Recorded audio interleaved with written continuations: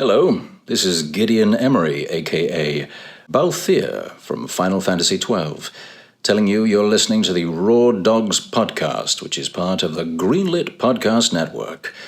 And from this leading man, may you be the leading man in your own lives. Tune in, enjoy, farewell.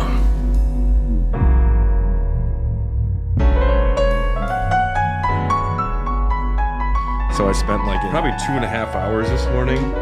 I got everything hooked up. I redid my entire entertainment center. Yeah. And so that involves, 2 HDMI switches, a receiver, organizing power cords, and USB charging things, and VR setups, and running one HDMI cable that goes around everything to my computer through a splitter. Jesus. It was a fucking project. And then so I got one HDMI splitter from Amazon. It was hooked up. It worked for 5 minutes, and then it just smelled like an electrical fire. And it quit. Yeah. So then I had to go to Best Buy to get one. Just hot. Best Buy was open, huh?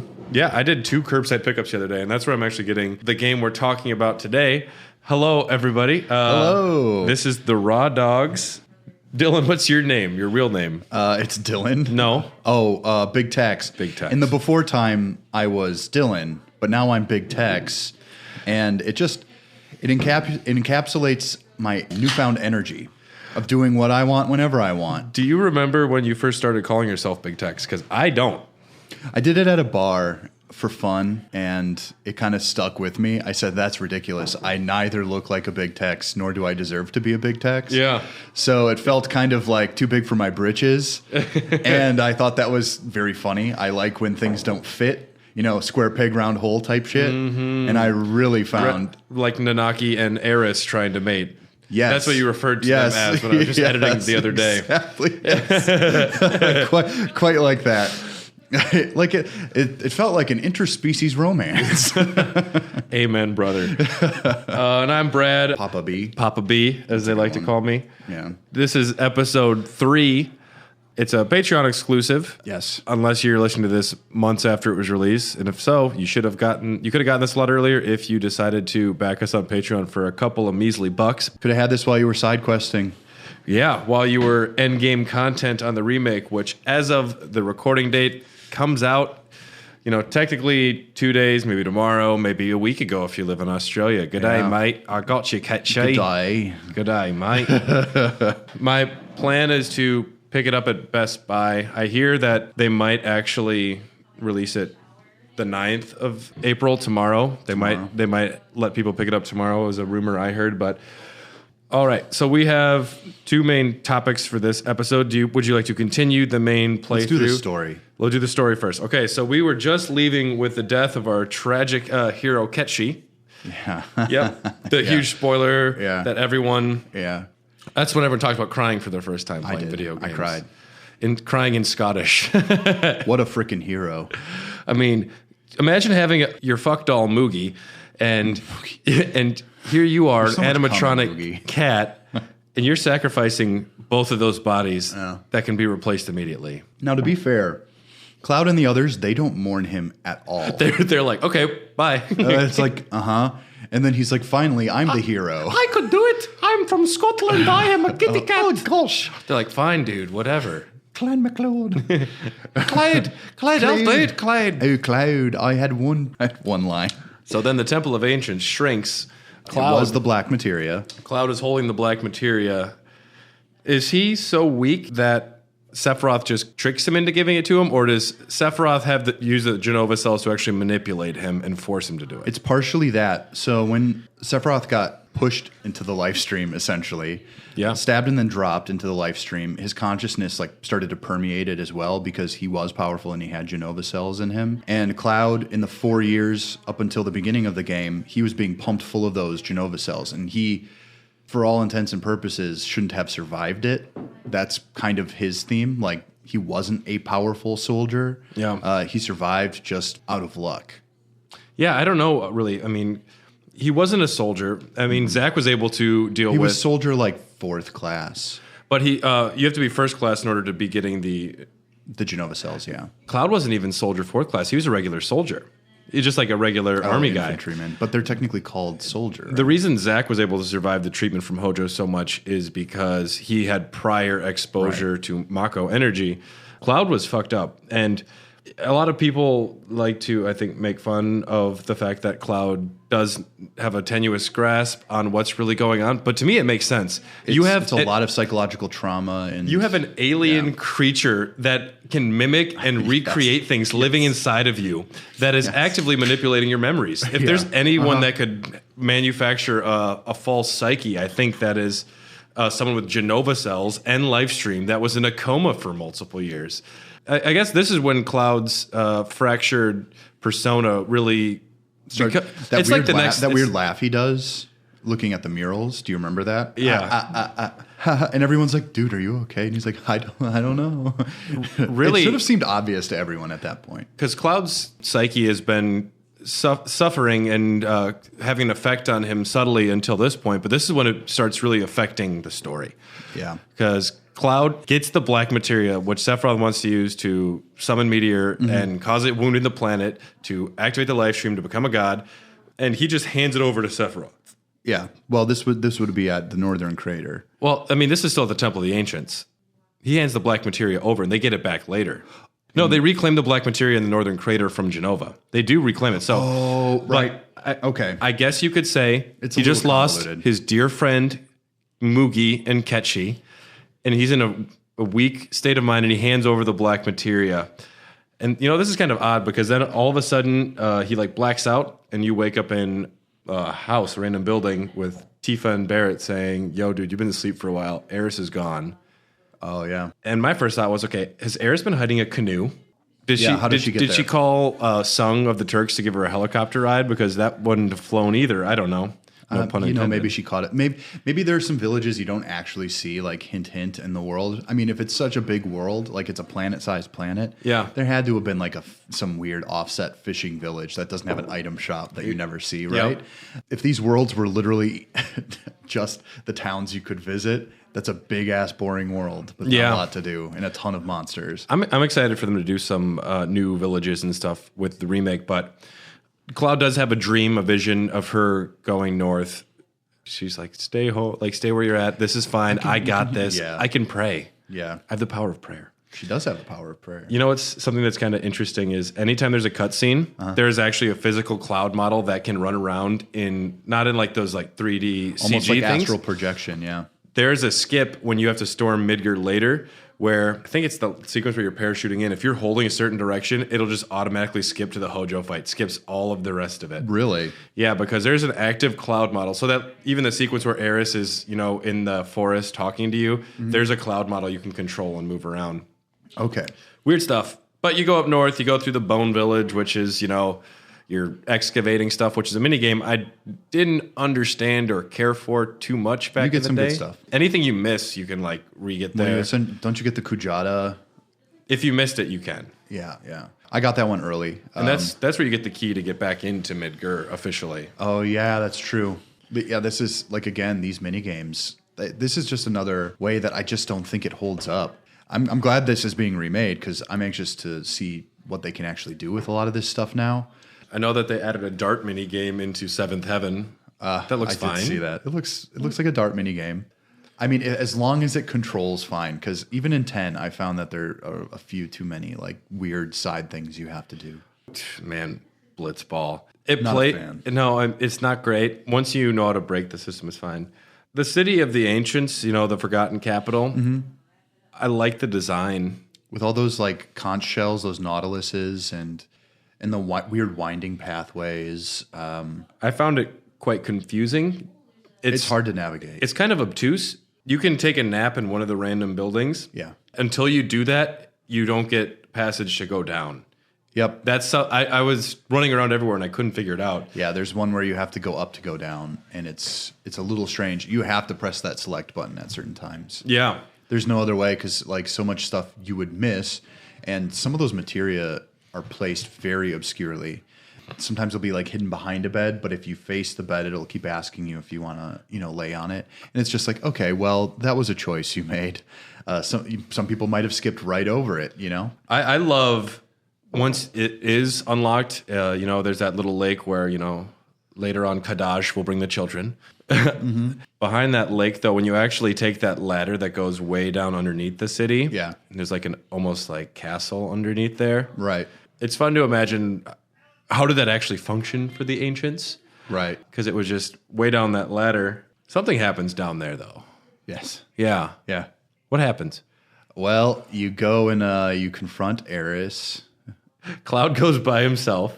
Which, after the whole fiasco, why would you still, you should just be saying, hey, Cloud, maybe you should sit this one out.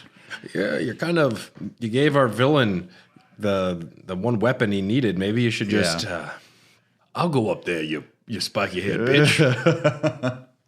And it's funny, well, this is the scene that everyone talks about. Sephiroth actually tries to make Cloud do it first. Yeah. And he can't, and everyone's like, dude. He's about to, and then everyone yells at him, and he stops. Our hero, Sephiroth, comes down and stabs her through the back. No Phoenix Downs allowed. No Phoenix Downs allowed. I remember it looking very cool back in the day. It looks a little wonky now. It still looks fine. It's satisfactory. It's fine. Yeah, it still feels like you're playing with like Roblox or Legos, but it looks cool. I think it still looks pretty cool. It's impactful. The cinematography is still fantastic.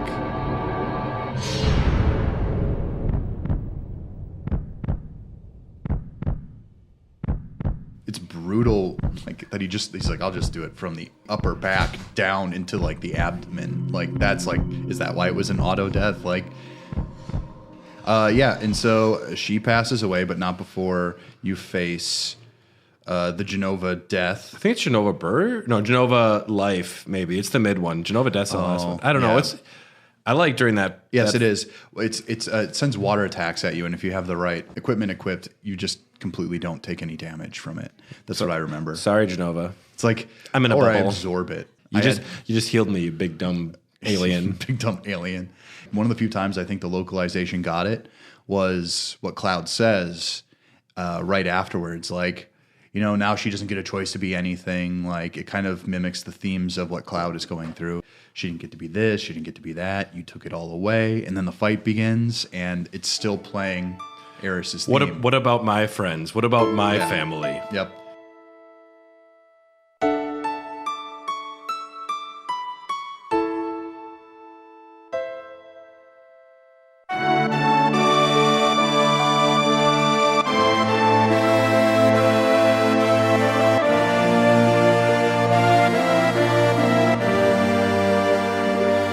Very impactful. After the fight, Cloud brings her to the deepest fucking lake I've ever seen in my life. Where he's also able to stand in.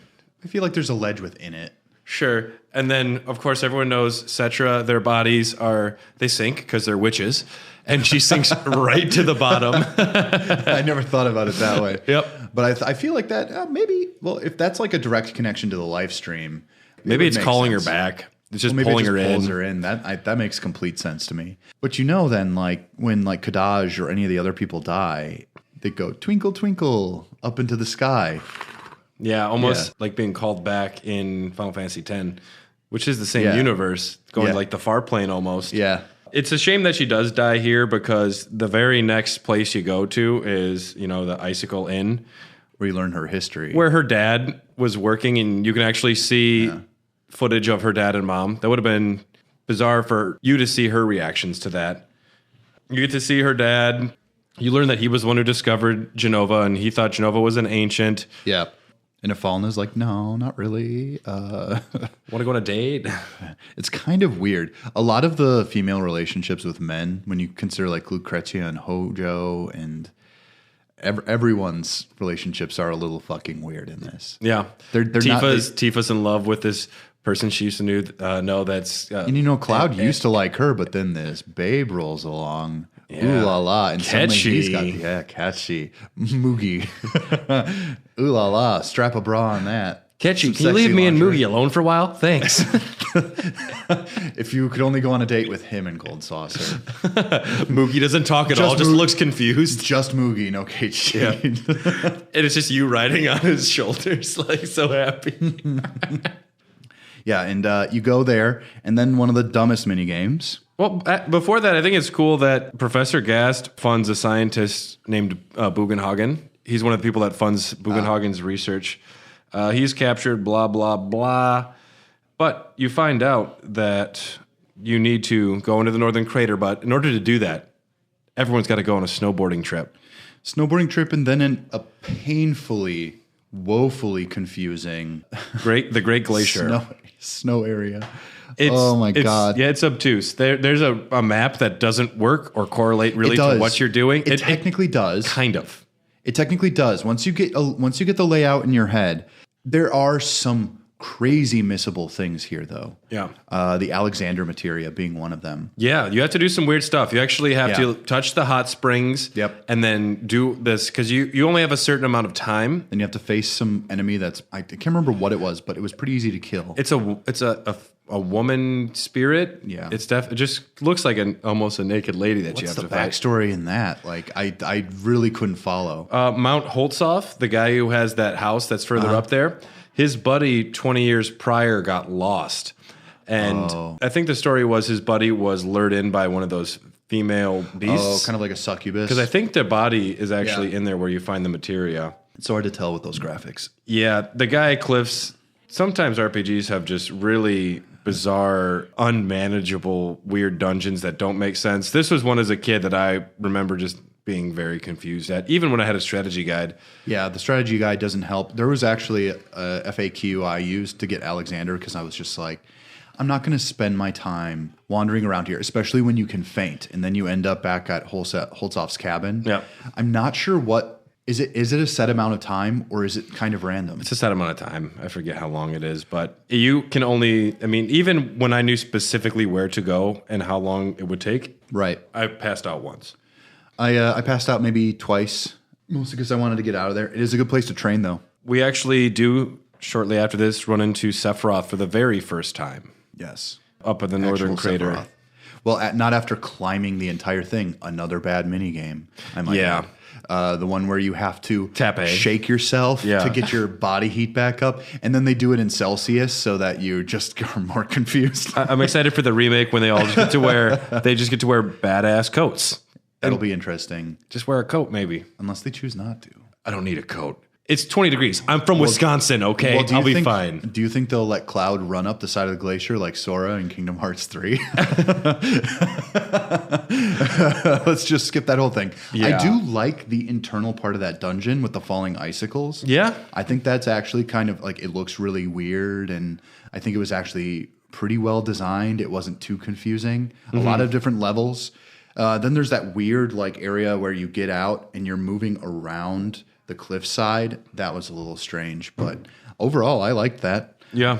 But then you get to the Northern Crater. It feels like one long, big dungeon. From the moment Eris dies, you have a little brief icicle in, but you are just going on this probably 2 hour long. 2 hours is about right. You run into Sephiroth, talking all crazy. Shinra shows up, and then you wind up having to fight Genova. Well, yeah, and I think another thing that's really cool about this is the lead into the Northern Crater with the weird howling live stream winds paired with the snow. Mm-hmm. You just start seeing all these Sephiroth clones, I imagine. We're talking about the hooded guys. Yeah, all those hooded figures. They're all figures. collapsing, and they start showing Cloud from the side, and then it shows him running down the mountainside into the crater.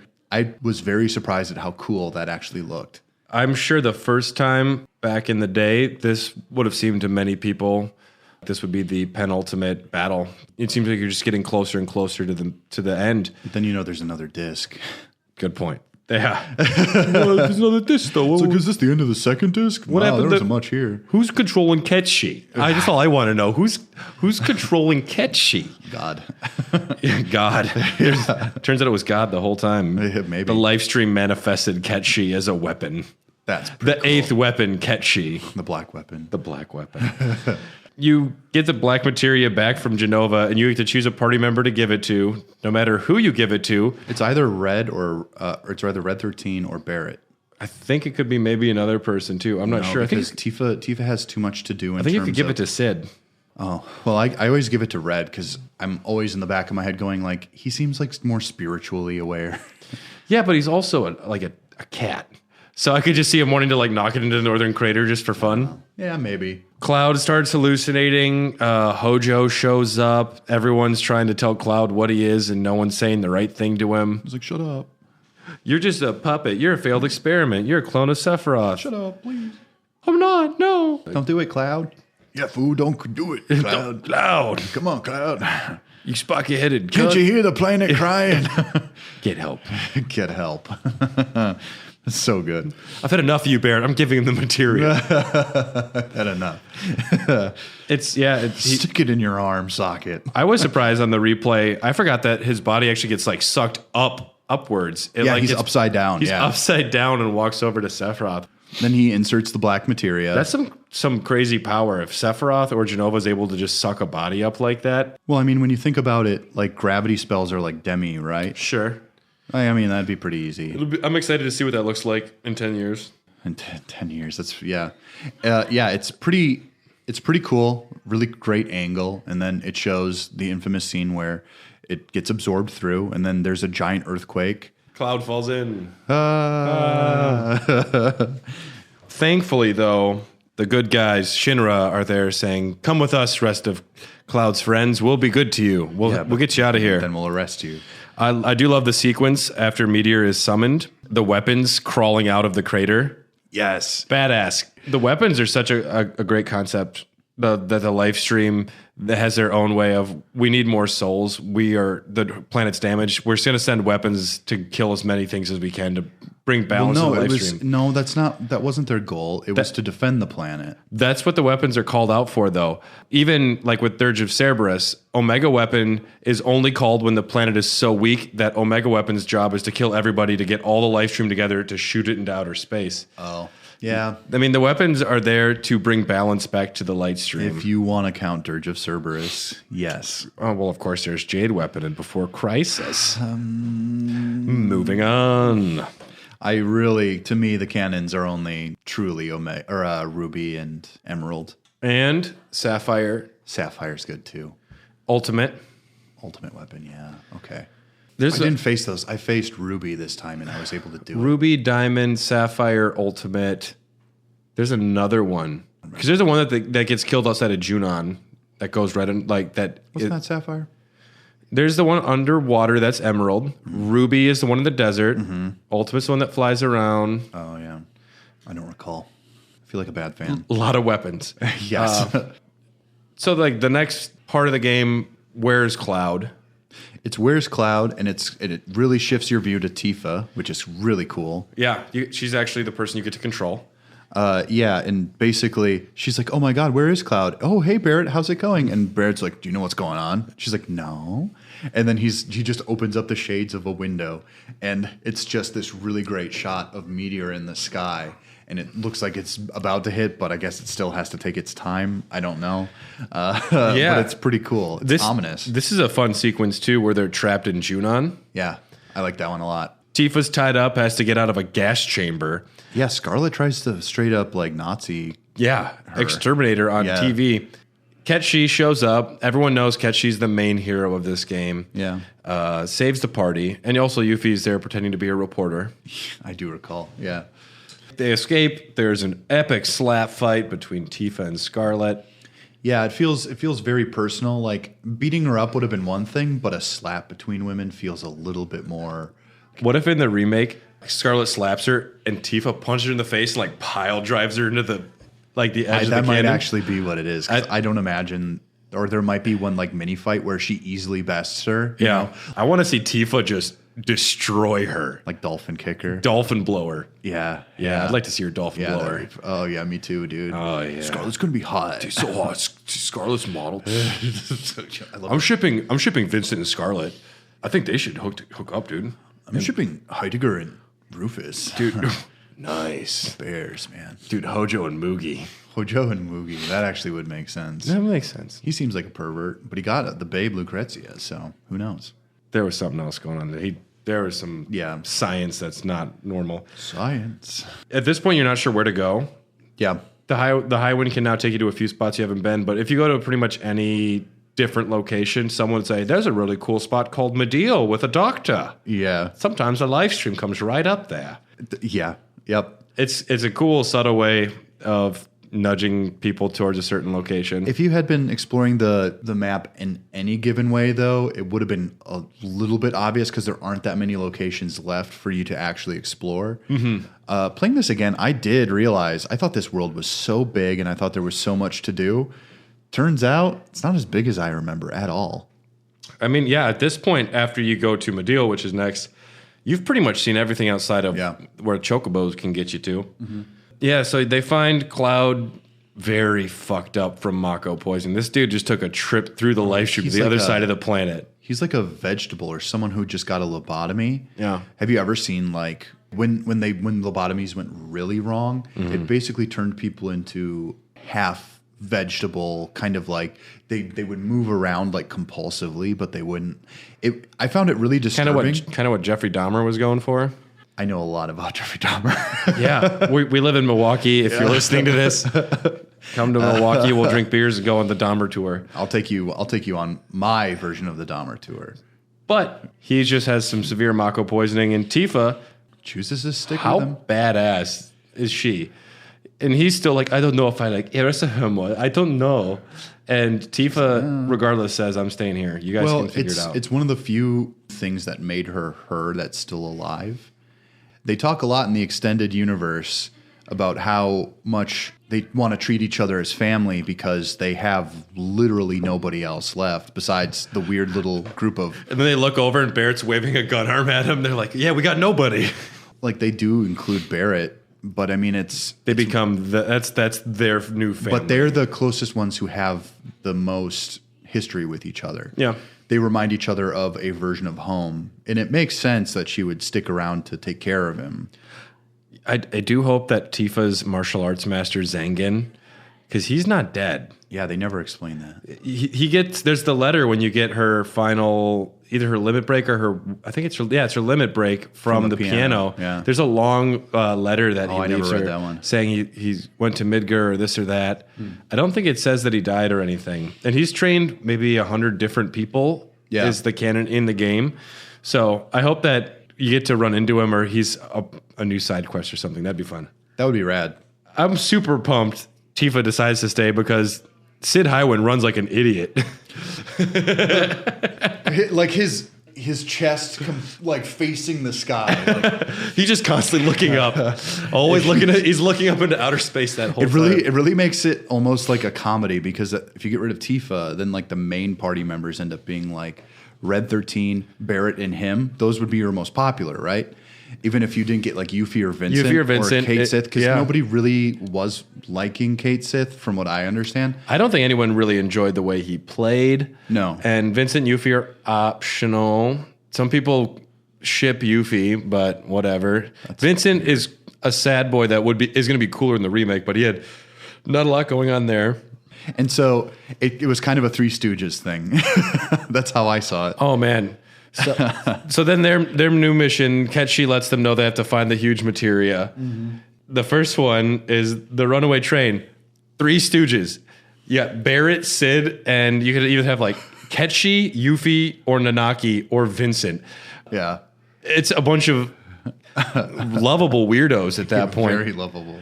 I always like to bring Barrett and Sid with me when I had options because I just liked their vulgar commentary and whatever was happening. They're both older guys, like yeah. And Nanaki, I just like to imagine him on a runaway train as a tiger. I kind of like to imagine him as like the quiet guy in the corner, just being like, "Why am I even here?" Can you guys not swear for a little while? I miss Tifa and Cloud. But I don't want to be on the airship with Yuffie and Ketchi, so I'm happy to be here.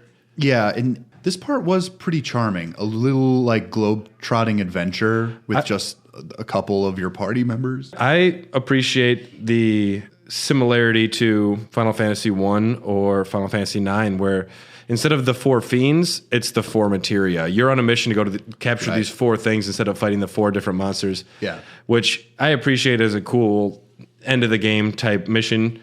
Shinra is trying to grab the giant materia. They're going to shoot it into outer space to try and blow up the meteor. Doesn't sound like a bad plan. It's not the worst. No. Compared to what everyone else has got, I'm almost with Shinra. We should help them get that if we can. I don't know if it would do anything. Yeah. But seems like a decent plan, all things considered. Well, they're putting their faith in what Eris did, I guess. They're hoping that they gained enough magic that they can help support it, and hopefully it will keep Meteor from falling.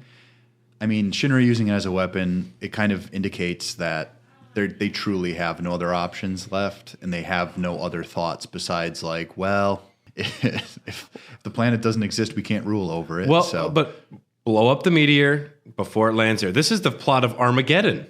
Oh, yeah. So Sid's Bruce Willis. And Barrett's also Bruce Willis. In another time, he would have made a good Sid. Nanaki is Steve Buscemi. Michael Clark Duncan is Ketchy. Not Barrett. Yeah, I guess so. Yep, that's what we're going with. Fair enough. And, produced by Michael Bay. We'll go with Vincent is Liv Tyler, I guess. I don't know. That's all right. Yeah. You luckily do stop this runaway train in North Coral. Yeah, I guess if they didn't stop the train, it would have just ran into the village to destroy it. So luckily they stopped the train. Yes. They get the big materia. Next is Fort Condor. Must we? Grown. But of course, set it to full speed, put one guy on the map, and just let the bad guys get to the top. And then you just have one boss battle to fight instead of a dumb mini game.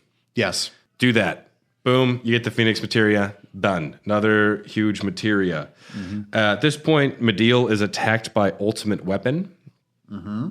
Tifa and Cloud both fall into the life stream. And this is the reason why Tifa can do the flip-de-doos that she does in Advent Children, because she has Mako poisoning now. That is true. Possibly, anyways. Without the eyes, but... I think anyone who can do the flip-de-doos must at some point have gotten some live stream exposure. Yeah. If they want to explain it in universe, but... Well, and also even in the remake demo we played, like, Cloud could do some rad jumps. Yeah, even Jessie's like, I am wet. Yeah, she... For a while. How amazing is it that this game came out late 90s, and there's a whole sequence where Tifa is exploring Cloud's fractured subconscious, trying to help him bring it together, exploring mental illness and discovering what holds people back. I don't know. It seems so bizarre. Well, and this is where she really finds out that Cloud was there as...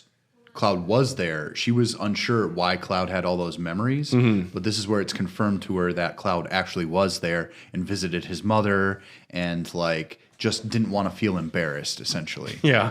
Well, and it's weird because even until this time, I'm not sure I even knew what was going on. Up to this point, the first time, no. Yeah, this does fully describe what happens to Cloud. He is able to pull himself together, assume control again, and say, I know what happened. I know who I am. We're going to do this now. Yeah. He's like, sorry, guys. At no point does he become an emo sad boy. No. Nope. That's after the game is done. After he's become a hero and saved the day and saved everyone, he decides he's sad later. Sad again. I guess he has time to be sad. Yeah. I mean, his character arc went through. I can understand it. The world technically does end in a certain way, but I'm still sad, though. He's living a good life. I don't know. Dude, you live with Tifa in a bar. Just go easy on yourself. Which becomes an orphanage. You have some cool kids. You have a motorcycle. You have a cell phone. Like, things are okay, dude. Yeah, you got a cell phone. Nice flip phone, right? You also have a submarine that you get to take from Shinra. I hate it. That part still sucks. I was able to destroy the enemy submarine in about 5 seconds. Yeah. It is cool going under Junon for the first time, taking the elevators down and another one down. Yeah. You do feel that to an extent, and that's fun. I do like that the submarine can get you to the crashed Gelnica, however you want to say it. Yeah. The sunken plane, which has a couple materia and treasure. But you go to the underwater reactor and take a huge materia there. Mm-hmm. You go next to Rocket Town, and Sid gets to fulfill his fantasy of going to outer space. He does, along with 2 other party members.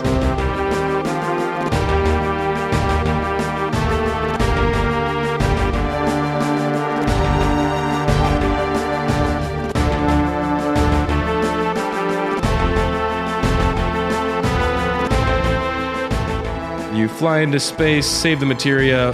There's a code that will free the materia. Sid doesn't know. Sid's trying to help you guess the code. and he has the worst instructions to help you. Yes, he does. Sid honestly is a bad engineer every chance he gets. Yeah. How do these levers work to stop the train? Shit if I know. Somehow you stop it, but you're able to, get Dislodge that materia. dislodge it. You fly back to Earth. And the rocket still hits Meteor, but it only fragments it a little. And it kind of breaks up, but gets pulled back in. Yeah, it still has like this electrical current running between it and its parts, which basically is telling you everything is still fucked. You're pretty fucked. Yeah. I think it looks cooler though. This is great. I mean, it's a great sequence, and it's fun that you do actually go to outer space. Yeah. But if you did everything right, you got the 4 huge materia. Yes. Let's go to Bugenhagen's for a party. He's got a keg. Get a few Cosmo candles at the bar there. Which character would you want to drink with most? Which character would I want to drink with most? Depends on what I'm going for. If it's straight up what's up, I'm going with Tifa. Okay. I would agree with that. I think Sid would be the most fun. Barrett would be the kind of person you'd want to go drink with him, but he's that one friend of yours that just gets into trouble. Yeah. You can't bring that in. It's my arm. I might say Cloud because it's like, hey, buddy, have a drink. He might just open up a little bit. I'd want to go into like graveyards with Vincent with like a bottle of wine and just hear him be weird. Yeah. Death, I know what death is. Can you hear them screaming? Vincent, you're a weird motherfucker, man. Show me your robot arm. That's a arm. It's a claw. And you're just like, Vincent, turn into the Frankenstein one. I'm not doing it again. Do it. Now say me Frankenstein. I'm not going to do that. Do it. We could all agree, though, we don't want to party with Ketchi. I don't want to take acid with Ketchi. Yuffie's a little too Yuffie's too young. She's 16. Give it a few years. Yeah, and then she could maybe have a beer, and she would overdo it. She'd think she's being smooth, though, and try and steal your materia. It's like, dude, you've had too much. Yuffie, calm down. I want a beer materia. Yeah. What would it, like a refill materia? Refill materia, yes. Refill 3, fills a whole pitcher. Who had to die to make that materia? It's just you, me, Tom. Yeah. What other? Yeah. Our live stream materia is just alcohol. There's a live stream inside our bodies. It's amber in color. It's the color of our energy. Hey. 311 quote. You go to Bugenhagen's party, and I forgot that he actually tags along to the. You go back to the Forgotten Capital. I thought that was fun. Because I don't remember that too well. I don't remember that at all. And he was on the ship, and he's like, ho, ho, ho, science is pretty neat. And then he just flies straight up to the second floor and flies over to the railing. Yeah. That was my first time realizing that he can just fly anywhere in his little hoverball. Yeah, he's got a really cool hoverball. He's the Charles Xavier of the... And you... he is. He's the king of the mutants. You actually have to, though, go to get the key to the Forgotten Capital in a submarine kind of by Lucrezia's cave. Oh my God, you're right. I've always gotten that just on the way to go see Vincent's lady. But that's when you get a vision that Holy was actually summoned, the materia was activated. Yeah. And now they have to put all their faith in it. And they're about to do that before Diamond Weapon is heading to Midgar. And they've moved Sister Ray, they're calling it, the cannon from Junon. That's a cool sequence. Yeah, and it's going to be powered by all the 7 reactors remaining. Well, it's crazy because Rufus has to make the decision to not fire the Sister Ray at Meteor, but fire it at the weapon instead. Yeah. It's pretty awesome because there's this exchange of fire on each other. He does end up taking the weapon down. Yep. But the weapon shoots his energy into where essentially Rufus is. And of course, if you've read the novella, the Turks... seen Advent Children. I don't know if it's the Turks... the Kids Are All Right, the Turks side story, or if it is... No, it is the On the Way to a Smile episode, Shinra, where there's a secret shaft that goes all the way down to the first floor that Rufus falls in. Convenient. And he's like, of course my dad would name it after me being a loser, because the password is like, Rufus sucks or something. Yeah. Rufus is a disappointment as a son. He's like, I knew One it. of the Turks is just typing it in, and it's just like, really? Damn it. Yeah. No, Rufy. But the thing is, like, even if, like, they got annihilated, that was way too fast. There was no way. I'm curious how they're going to show this, too, where it's you and 2 party members, 3 humans looking up at a weapon, and you're fighting it. Yeah. For the remake, it'll look a little different.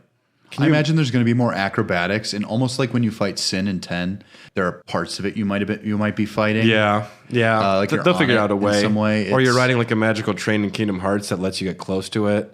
A magical train. Yeah, you know what? We'll do it. I don't doubt Tetsuya Nomura at this point. I love the sequence of re-entering Midgar at this point when you parachute in. Yeah, you feel like a bunch of commandos. It can be fairly quick enough. There's not a ton you need to do there. You can take the side mission over to Shinra Tower. There's no reason to outright story-wise, but you can get Ketchi's weapon. Yes, and I always try to get their ultimate weapons if I can. You can fight the Turks for the last time. You fight Scarlet and Heidegger with Proud Claude. All of them are just shit. Hojo has lost it. He's gonna shoot it again. He's gonna keep going. Yeah, Hojo's great. He's a great villain. I think he's more of a villain than Sephiroth in this game. It's integral. Hojo is a great sub-villain. I think he's better as like the one who's really doing all of the big things, but he's the catalyst for most of this Sephiroth's nonsense. the poster boy. If I'm having a wall scroll, it's going to be Sephiroth. It's not going to be Hojo. He's the Emperor Palpatine to the Darth Vader. Yep. Although I wouldn't bang Darth Vader. Sephiroth, what's up, dog? Give me a call on that PHS. I mean, hey, man, PHS. And especially the fight with Hojo, like where he suddenly reveals that he's been taking the cells as well, and he's not handling it anymore. Yeah, dude. Hojo just loses it. He becomes just like pure body horror, like anyone else who has ever taken Genova's cells. I brought Vincent along because he deserves his justice. There's some good lines. Not much. It's more like, Hojo, it was you. Yeah. And that was it, which it's cool that the less he says, maybe the more badass it seems, but also there's some opportunity for some talk there. That will be explored more. I can only imagine. Guarantee it. The fight with him was great. Of course, as you find out later, he turned his consciousness into digital signal, became part of the network, moved on to Weiss, who was a member of the Deep Ground. Are we talking about Hojo, Dr. Hojo, or are we talking about Dr. Wily? Because Dr. Wily? Dr. Wily. And after this, Cloud and the party, they're all in the high wind. There's a speech, and we need to figure out, everyone needs to go and spend a few days, figure out why they're fighting. Yeah. Sid has a really great moment where he talks about how small the planet is when he was up there and how he just wants to take care of it. And Ketchi calls Baird out for being a dick. Fair enough. And it's the only time coming from him though. That's the only time I was kind of, Ketchi's right. Baird, you are a dick. And I think Baird kind of realizes it too. Well, but that's the arc afterwards as well. These are complicated characters. I think that's the one thing that this game achieved over all of the others is all the characters felt real. Like no matter like who they were, they felt tangible in that you were actually fulfilling something. Because if you go back even to 6, every character had a story arc, but it was a very shallow, kind of straightforward, this is the motivation. Mm-hmm. They would have lines of dialogue that would hint at other things, which is fantastic writing. Mm-hmm. But this was the first time where you got to see a lot of this stuff. Character growth. Yes. Actual, like, legitimate character growth. Cloud and Tifa bone. Is that canon? Well, they're on the edge of the crater, and she falls asleep in his arms, this is our last time. Yeah. And there's an original draft where they even had it animated where they come out of the Chocobo stable in the high wind together. It's like, yeah. Hell yeah, dude. It's half implied and on the way to a smile. And it's even implied, too, that they woke up together. They slept out there. I had a thought while this is going on, because in the background of that scene, the high wind is just floating there. They're environmental eco-terrorists, whatever. They're trying to save the planet. The high wind at this point is still powered specifically only by live stream. Park it. How do you? Because it lands to let you out. I don't know. To me, it lands and stops flying at some point. It gets down, but I don't think it actually lands. It doesn't. There's no landing gear. It doesn't float the whole time. We've never seen the landing gear. Doesn't matter. Figure out a way for it to land. Save the live stream. I've never seen it land. I'm just going to say. Would you rather do the side quest or the northern crater first? Yeah. Let's do the northern crater again. Before you go in the crater, though, Bugenhagen, if you go back there, he's sick, and it seems like he dies. Nanaki comes down. He force ghosts himself as far as I'm Nanaki concerned. comes down. Everyone says, "What happened?" He's like, "Well, he was talking a lot about the end, and he seemed sick." And then he just flew away and said he'd see me later. He just floats off on his ball. Bye. Bye, Bugenhagen. Bye, Boogie. It's perfect. But you go into the Northern Crater. There's nothing. I mean, a lot of strong bosses. Some give you a lot of AP if you want to do that materia farming. You split up the party. Oh boy, did I! Oh, if you want to do some of the other stuff. Well, usually I don't because there's no New Game Plus with this. No. So you're going to want to do all that stuff beforehand. I did it once. Well, there's some that just give you bonkers AP, but you can go back out. Mm-hmm. I did that one time where I wanted to beat the weapons legit. And otherwise, I'm not going to waste my time doing that again. Because it is just at that... I cheesed my way through. You can cheese it, yeah. So I just played 10 recently, and I hate to keep bringing it back to 10, but that Seymour fight on Mount Gagazet is the biggest horseshit I have ever... Almost one of the dumbest, most ludicrous boss fights I've ever faced. That is not optional, obviously. Back to the... You fight Genova. For the last time. Yes. You fight Sephiroth, who is now a one-winged angel. Cut to the song. Ethereal being. Twitter user at Jake Rock, Instagram user SS_cosmic_2, and Facebook fan Mark Nordwig all mentioned their favorite song from Final Fantasy VII being One Winged Angel.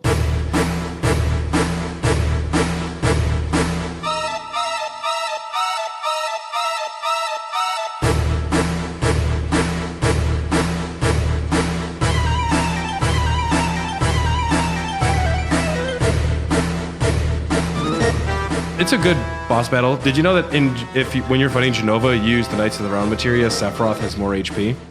Really? I thought that was an interesting little take. There is regular Sephiroth, like Seraph Sephiroth. Yeah. Or Safer Sephiroth, as the poor translation would say. I'm going to be honest with you, though. I did play 6 technically before 7. Mm-hmm. And the fight with Kefka is a little bit more interesting. A little bit more epic. It's a little bit more epic. Yeah. Oh, man, that's sprite work. With the stages. That. Oh, yeah. And the first one is like Demon. Then the second one is Man. Dancing Mad. That song, Dancing Mad. Kefka's a fucking great villain. You beat this crazy... Well, you can even change out party members. It's the first time that you can like switch between two different parties, which is cool. It's a good idea. But if you didn't... You know, I wouldn't mind if in the remake, if they did incorporate something similar to Final Fantasy X, where you can swap out party members, just say Barrett for Yuffie, and they could just like run out, do like a tag out. I think they might. I think that they almost need to. I think it would make the gameplay more fun, and you'd be able to... If you have, what's great about 10 is if you need to have someone who can break through armor, you can call in Auron. It makes the battles more dynamic and makes you appreciate party members in a better way. Well, none of the characters are useless. Because otherwise you're punished if you bring the wrong character. That's a fun way to like keep the battles moving. Well, making none of the characters useless is the best thing you can do in any of these games. Because then people are going to pick the obvious cool ones. There's always one that someone introduces as like a pet project type thing. Yeah. Like Kate Shi. Yeah. But like make everyone useful. It's like a fighting game where you have to learn every character then. Mm-hmm. Because the impression that I got is that this is going to be a game that's kind of closer to Devil May Cry than anything. And I like a Devil May Cry RPG. That's the vibe I got. Yeah. So I think that making all the characters like playable and giving them different like things that they can do, like physical things they can do, not just select a menu option and then do it. Like if there's an action that they can do that nobody else can, obviously Barrett could use his gun arm, which gave you range. I think that would make this game stellar. Yeah, which we're not going to learn too much about the other party members in the first one since there's only 4 playable ones. But that aside, I guess so Cloud falls into the live stream and goes down to fight the real Sephiroth, who's not wearing a shirt. Sephiroth, titties out. Oh, he's still really smug to fight, despite the fact that he got beaten. He's like, I'll never die. And Cloud's like, I've literally beaten everything you've thrown at me. Oh, yeah? And then you get the Omni Slash. Boom, boom, boom, boom, boom. And it's just a series of strikes. The one thing I can really say I liked about Advent Children is that climax with Sephiroth. Looks great. That is a stunning sequence. And when they're fighting in the ruins of Midgar and it's all coming down. We'll get to that, though. Okay. Okay. So you beat Sephiroth. Holy clashes with Meteor, and it winds up all of this, starts destroying Midgar. Holy actually kind of... I was getting the vibe that it wasn't necessarily stopping it or the whole solution, and it might even be hurting as much as helping. The live stream, though, when the live stream rises up, that's ultimately what kind of assuages the whole situation. It is mitigating a lot of the damage. It's creating a barrier. If Meteor is the most is like the ultimate offensive spell, then Holy has to be the ultimate defensive spell. Yeah. And that's the logic I had with it. Yeah. But she didn't get to truly finish her prayer, and I have a feeling that if she got to finish her prayer, that she would have actually been able to stop it completely. Yeah, Jesus. Jesus would have showed up. Yeah, Jesus would have showed up. Motherfucker. He would have called up all the dead. I mean, in a lot of ways, there are some weird parallels. Shout out to Easter Sunday coming up. Shout out to Easter Sunday, a day. I hope they're listening. At Easter Sunday, we're big fans. Big fans, love bunnies. I do like the way this game ends. Twitter user at suikoden_2 says, I remember finishing the game and scratching my head thinking what the hell was happening with Cloud, and that I would clearly need to play through it again. It doesn't spell out what happens. You see the Highwind getting away, but you don't know what happens to any of the characters afterwards. There's no epilogue. Well, you see the characters climbing out. But you know the characters get out. You don't have a clear answer of what happens with humanity. And I love the 500 years later. There's no humans in the ending of the game. Nope. It's Nanaki and his children. There is some bullshit children laughing at the very end. But to me, I mean, maybe that's the children in the live stream. I don't know. But there's no humans necessarily alive 500 years from now. I always took that as they moved away from Midgar. They adopted the land, or they let the land reclaim it. Yeah. And they lived somewhere else in peace with nature. That's literally how I took it. I didn't see it as mankind is dead and gone. I literally don't think that they would be. Yeah. I don't think that's possible, but I think that showing Midgar as this, it's not a state of ruin. Mm-hmm. It's not in a state of ruin anymore. It's literally just a place where plants grow now. Yeah. And it's like almost like a cliffside. But if we had only known the deep ground soldiers underneath there. Today's episode has been brought to you first by Indeed Brewing in Milwaukee with their Hello Milwaukee, a delicious light lager. A delicious light lager. It's classic. It's drinkable. It's what you want. Next, we're moving on to what do you have here from Drecker? I have the Tune Dip. It's a DDH dip hopped double IPA. That's almost a tongue twister. That's a lot of syllables. It's fantastic. I like the can. You know what? It kind of has the milkshake IPA kind of taste. It would say maybe lactose on the top left of the label there. That'll have like any weird things added in if there was lactose or anything. Yeast. It's fabulous. So there's a few side quests in Final Fantasy VII. We're not going to talk about all of them. Wutai is a big notable one. With the tower. I like it. It's a good one. It's cool that Yuffie's running around. You have to kind of chase after her. You've lost your materia. It's annoying. I think it's a good challenge. It's almost kind of when Link goes to the small island southeast in Breath of the Wild where you lose a lot of your abilities. You have to relearn how to do some things. Yeah. You kind of remember how dependent you are on your materia. I will just call out Sid's epic line that he says to Don Corneo. This is why you always bring Sid in your party. You never know what he says. Maybe God would forgive an ugly fuck like you, but I won't. I don't know if it's fuck or cunt or whatever, but shit. Maybe God would forgive an ugly blank like you, but I won't. An ugly shit like you. That'd be funny, yeah. Oh my God. Thank you, Sid. That's all that needs to be mentioned in Wutai. You can re-enter Midgar and see Aerith's ghost. Nobody cares. Lucrezia's cave. This is going to have a lot more in the remake. Yes. Otherwise, all that is there is you see a woman. A little backstory. She asks about Sephiroth, and Vincent says, Sephiroth's dead, don't worry. Because she said that she said she's never even got to hold her baby. What happened to him? That's pretty tragic. Vincent does, of course, get his final limit break form, Chaos, which will play a bigger role later. Yeah. Although Chaos was always inside of him. Lord, he looks just so edgelordy. Crash Jelnica, you go down there. There's a Zack Fair special cutscene. That's a whole game we'll get to. Yeah. Chocobo breeding. That's one of the biggest side quests. If only to get the Knights of the Round. That's the only reason you really do it. The music is fucking good.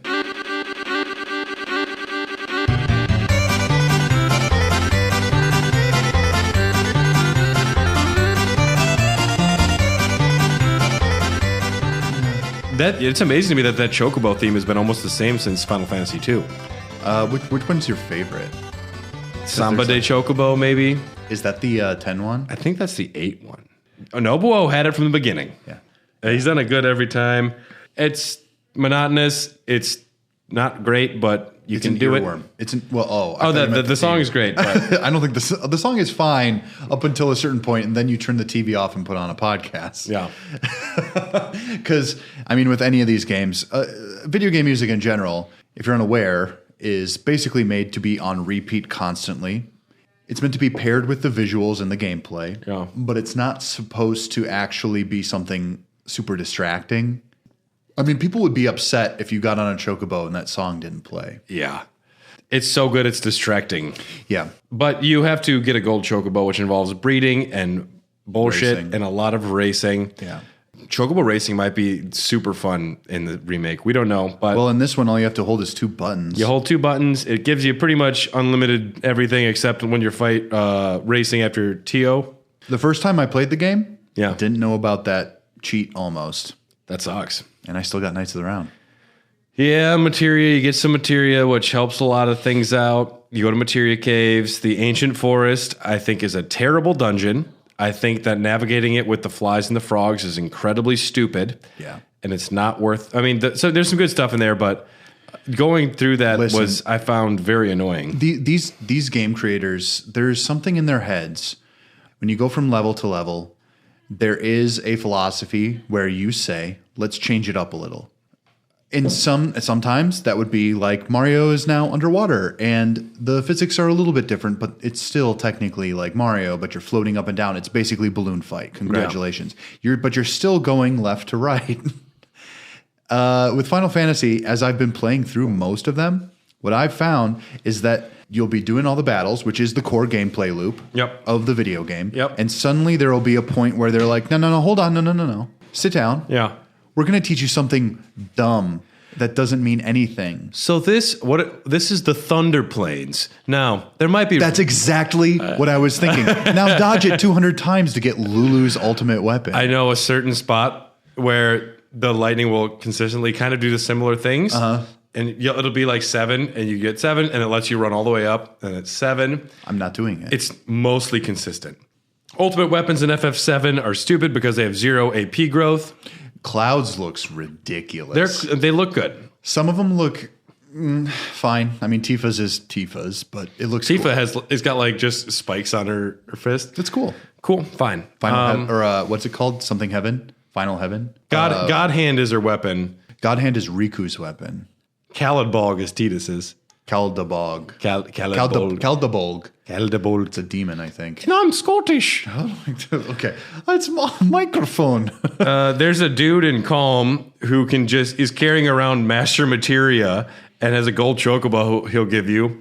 I do appreciate that it's not explained, but why the fuck are you carrying around Master Materia, dude? Maybe he's from FF10's universe and he just came over there. Maybe it's a really old Waka. Let's just say it's Waka. He flew on a spaceship, yeah? I got the Master Materia. No, he would never use the anti-Yevon Machina. You haven't played 10-2. You haven't played 10-2. But there's a dude who will do that. And then I guess the only other main big things is Emerald Weapon and Ruby Weapon. I beat them legit. It took a lot of time. It takes a lot of grinding. A level of grinding that is almost obtuse.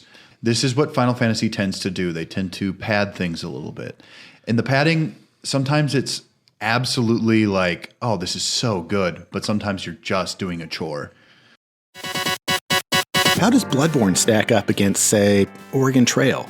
And is Bomberman just Lode Runner from a different point of view? Find out on Hardcore Gaming 101's Top Games, where we objectively, definitively, and scientifically rank the games you nominate for our ever-growing list. HG 101's Top Games. Twice a week, every week, right here on Greenlit. Hey, Benito. I've been reading the Bible lately, and nobody ever told me how many talking dogs and wizard battles were in this thing. Well, Chris, you know what I always say. If you can understand Star Wars, you can understand the Bible. Apocrypals, part of the Greenlit Podcast Network. Let's move on to extended lore. We're going to not spend a ton of time with all of it, but I wouldn't. Let's start with Before Crisis, a cell phone game released September 24th, 2004. It was active through April 1st, 2006. Wow, what a great amount of time.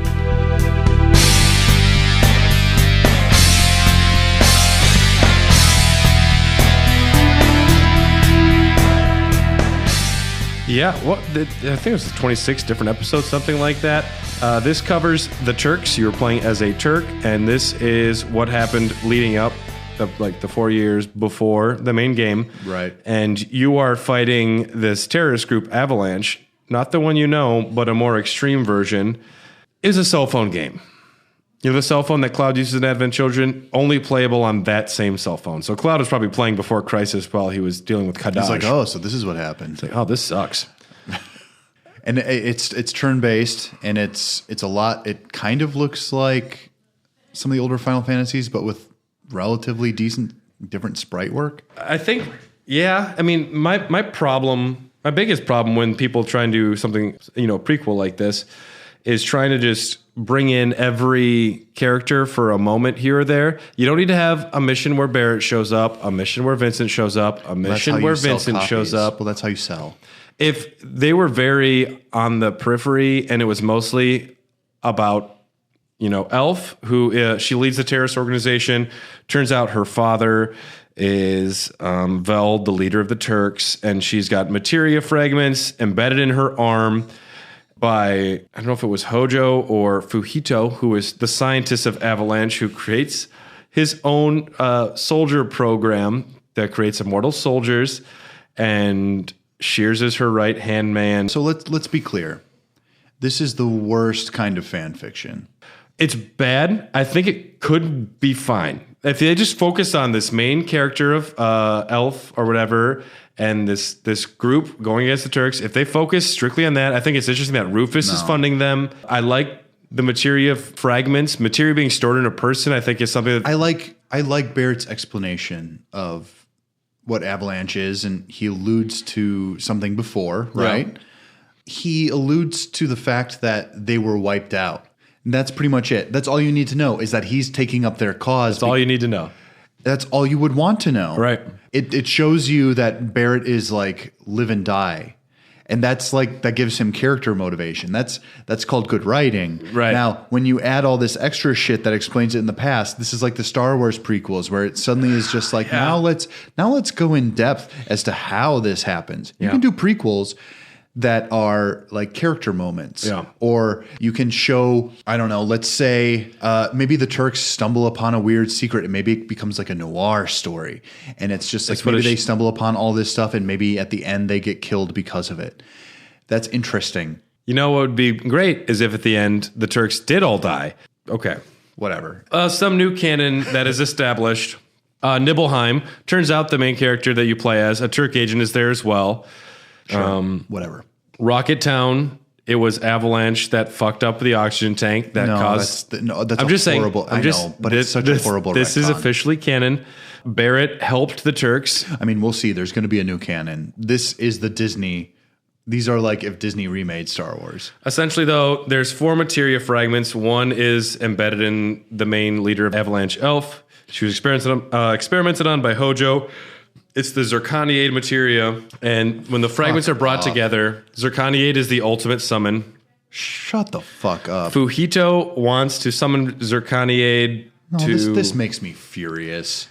Yeah, I'm not saying it's good. I know.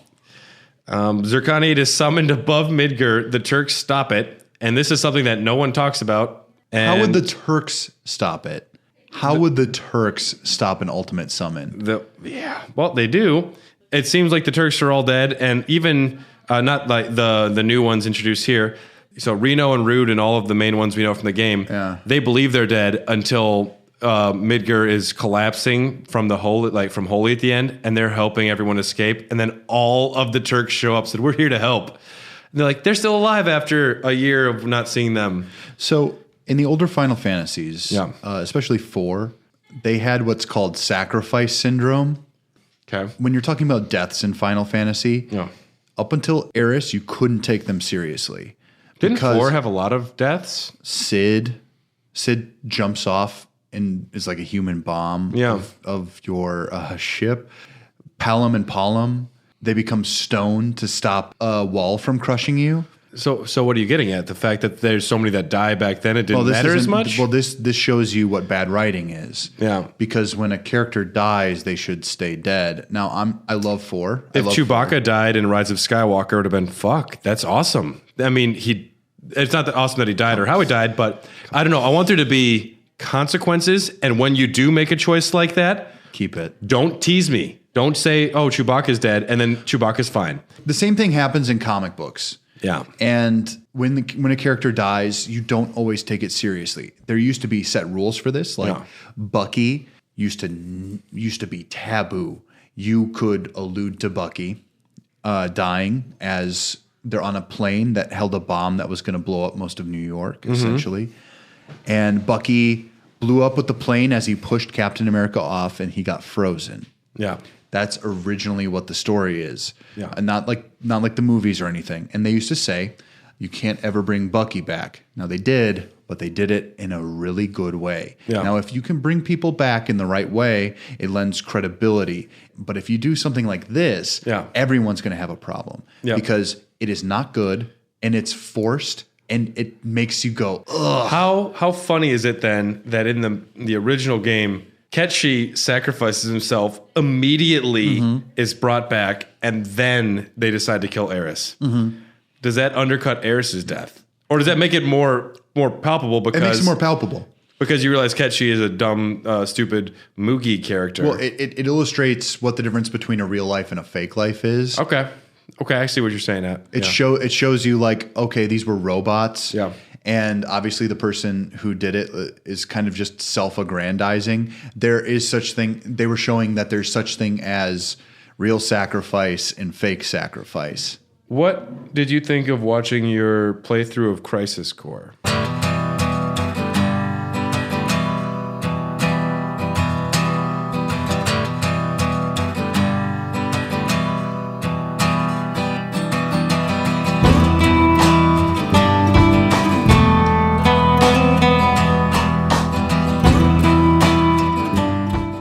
I think that's a lot of goofy fan fiction as well. I liked Angeal. I think if you were to have actually played the game, you might have enjoyed it more because the gameplay for Crisis Core is solid. It seems fun. This is the best spin-off of... No, I agree. I would say. And I thought a lot of it looked super interesting, and I thought the combat seemed pretty fun. I watched a friend's brother play it in high school for a little while. I'm like, oh, this looks great. Like back before the Switch existed. Man, I'm like, talk about the killer app for the PSP. A Final Fantasy portable RPG. Because I don't remember I played Final Fantasy Tactics on there, maybe a Castlevania. War of the game Lions was so good on that. It was great. It was the updated version. Crisis Core, you play as Zack Fair. Turns out Sephiroth had two best friends. Yeah. One of them was a Japanese rock star named Gact, which isn't made up.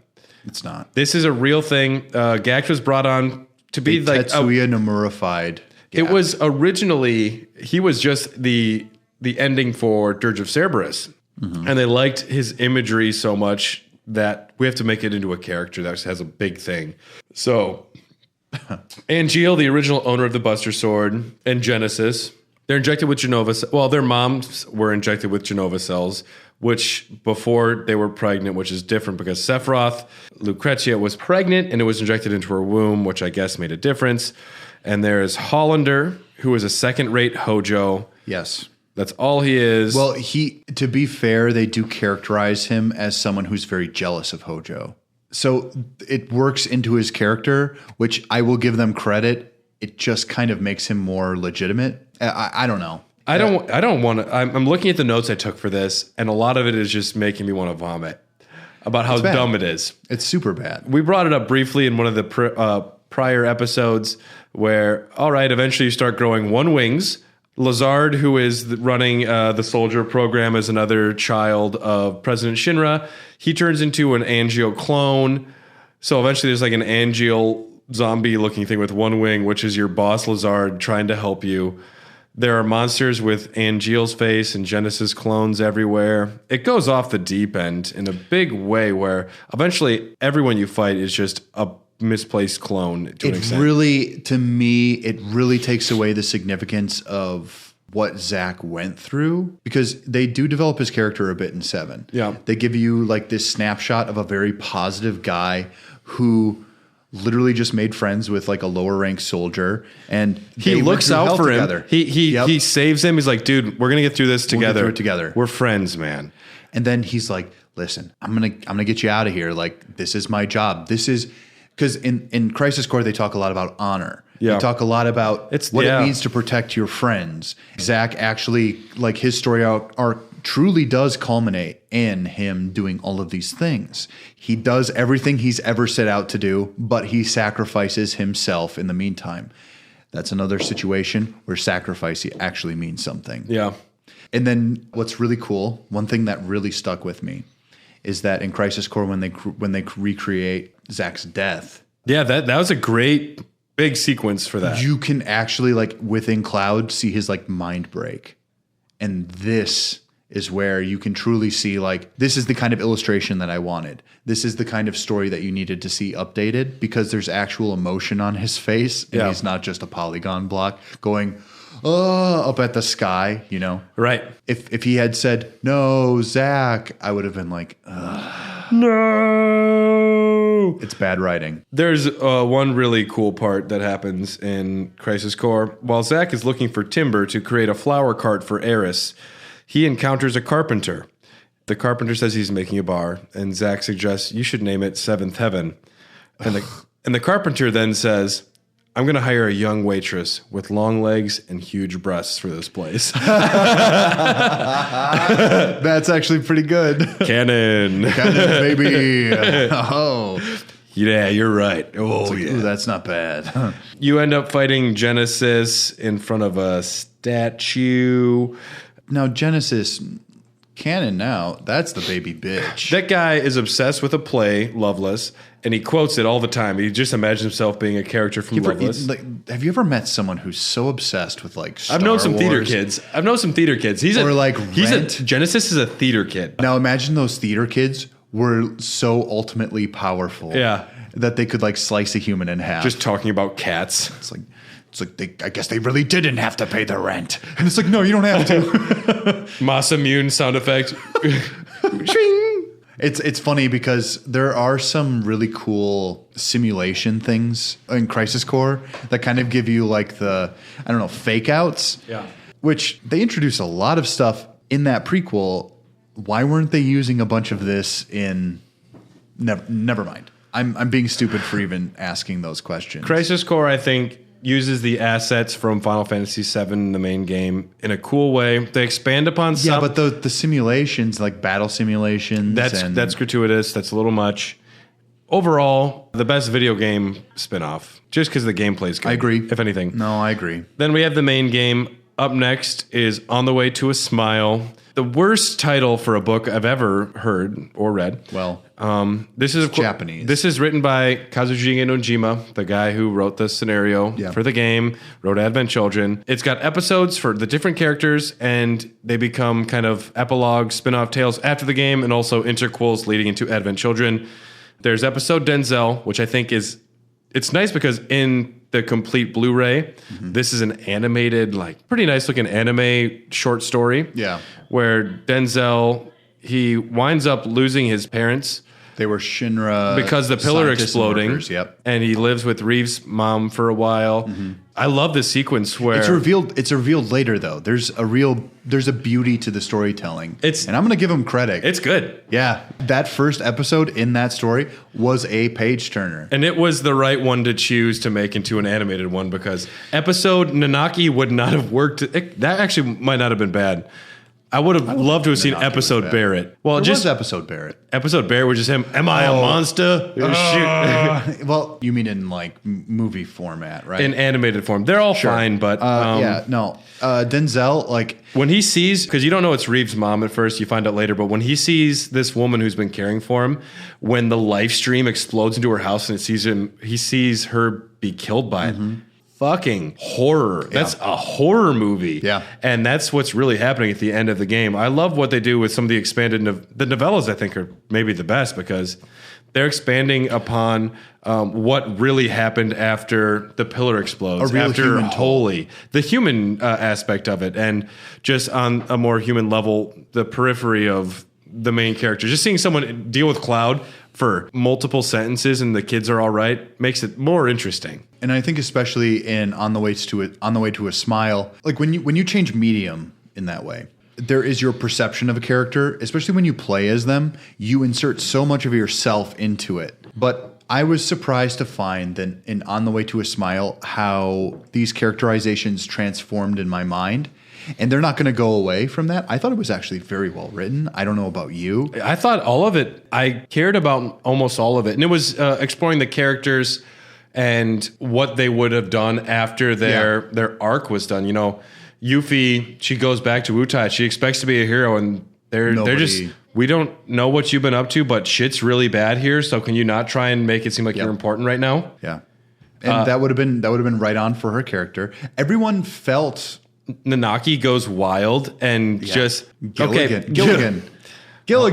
All right, we'll go to Gilligan. Nanaki leaves Cosmo Kane, says, I'm going on a journey. And he's immediately haunted by an inner demon. It's an inner ghost thing called Gilligan. Well, it's what all of us would call intrusive thoughts. Yeah, he's haunted. We all have intrusive thoughts. We all have something those. that pops into your head. He starts raising 2 bear cubs. Yes, he does. Super cute. That seems choice. He's I don't know. It's kind of about the animal that's inside of us, that animal versus human nature that you need to reconcile yourself with to move forward. Well, and it makes sense for him to go through this. There's a really nice subtlety where he doesn't understand why Elena from the Turk shows up to kill the cubs, and he's fucking pissed. Yeah. You find out in the future book, The Kids Are All Right, that the cure for geosmia they're working on requires part of the cubs. And you don't realize that until I'm like, ooh, this is some really nice little subtleties you're working on here, Nojima. But it's lost because no one reads it. At the same time, there's a part of me that's like, would there really be bears in a universe where there are monsters that are part motorcycle? There would be maybe motorcycle bears.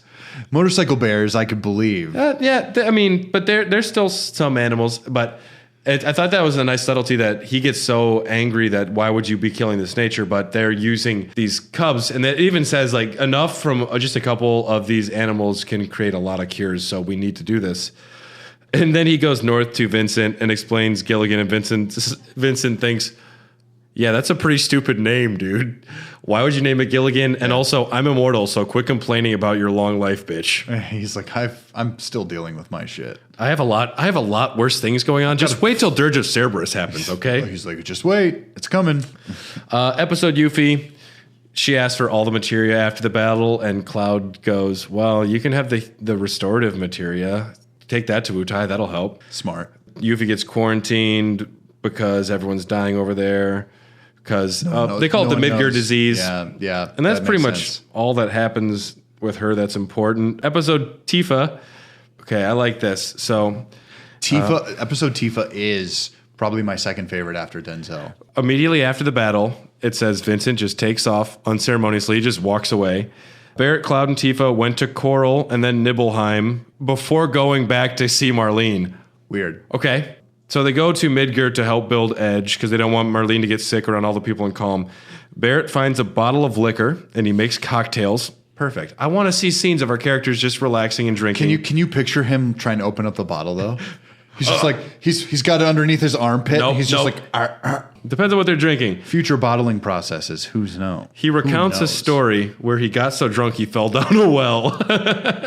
Shut your mouth and just get me out of here. Was this shortly after the destruction of Coral? That would make a ton of sense. Oh, that would have been sad then. I mean, I hate to say it, but like, what other time? Because before the destruction of Coral and Dine and all that stuff, he was pretty upstanding, and he was like, none of his language was there. Yeah. Yeah. So this would have taken place after, maybe where he was trying to like get his bearings again. Maybe he got too drunk and he had to figure out what he was doing, and he was trying to take care of Marlene. And I mean, there have to be wells in Midgar, right? Barrett Wallace, while they're drinking these cocktails, says, everyone's got their problems, only difference being how they deal with it, right?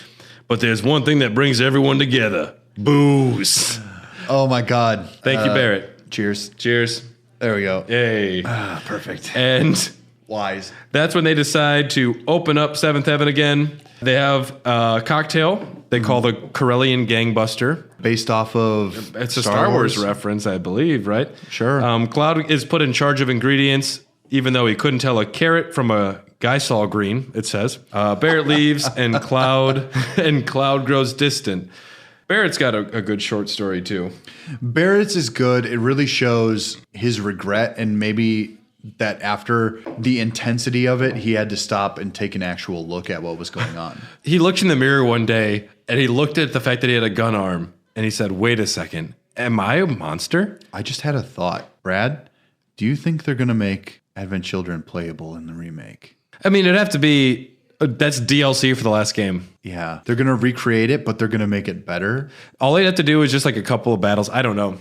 I was even thinking, do they make Dirge of Cerberus into a DLC? No. They could. There's not a terrible... Well, there's not an if they make Vincent's play mode good... It's not an unmanageable story to make cool. There's enough there if you just whittle it down to the core components and expand in the right way. You can make it work. I think they're going to try to keep it simple. Barrett is feeling like a monster, so he goes to the guy that made his gun arm and asks for a prosthetic hands. And the guy says, it'll take a while. So he goes to visit Sid. Shara has the geostigma. Barrett says to Sid, if you keep talking like that, God's going to take an issue with you. I'm like, that's the pot calling the kettle black if I ever heard that. I don't know. He did save the world. Let's give him a little respect. But so Barrett is second guessing a lot about himself. He even suggests to Sid to use a little Mako on his new airship because Sid hasn't figured it out yet. And to me, that's very odd that Barrett has come around. It's like, just use a little bit. Okay. If it's for a good purpose. But that's how it all starts. But at the same time, he's like a proponent of coal at this point.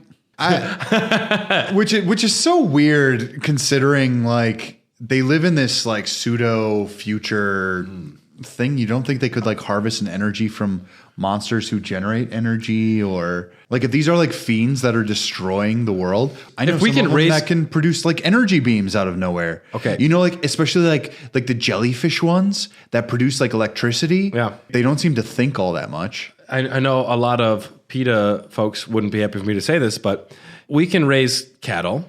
And cattle have souls that can be fed to the life stream. And in Dirge of Cerberus, they establish you can create an artificial life stream. I'm not saying we should do that with cattle, but plants. Plants have life stream energy.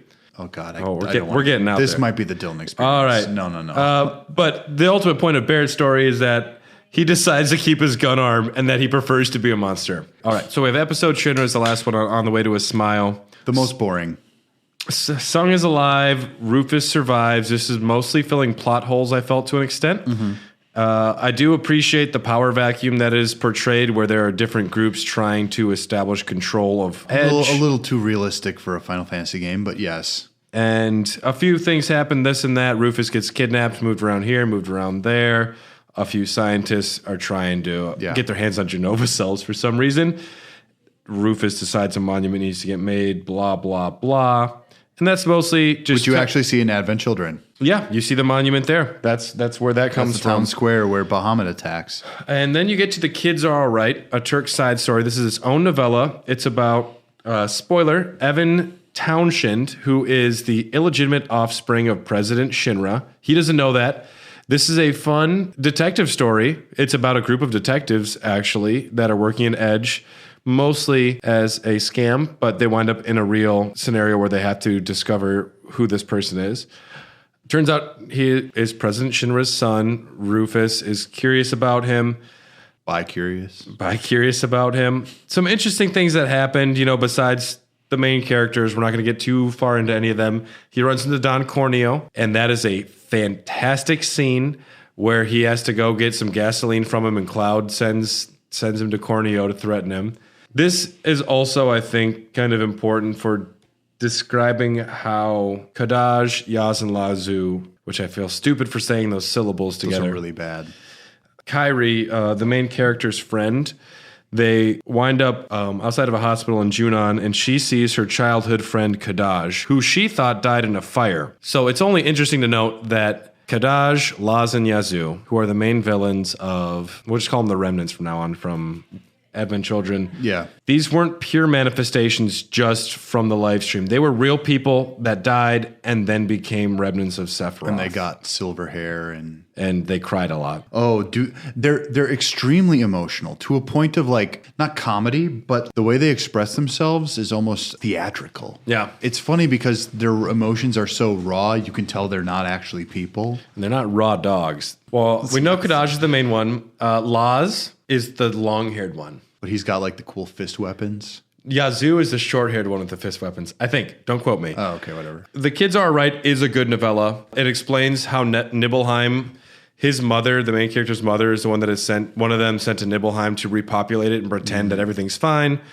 You get to see the Icicle Inn set on fire by the remnants. And you see that it leads directly up to Advent Children, which is cool.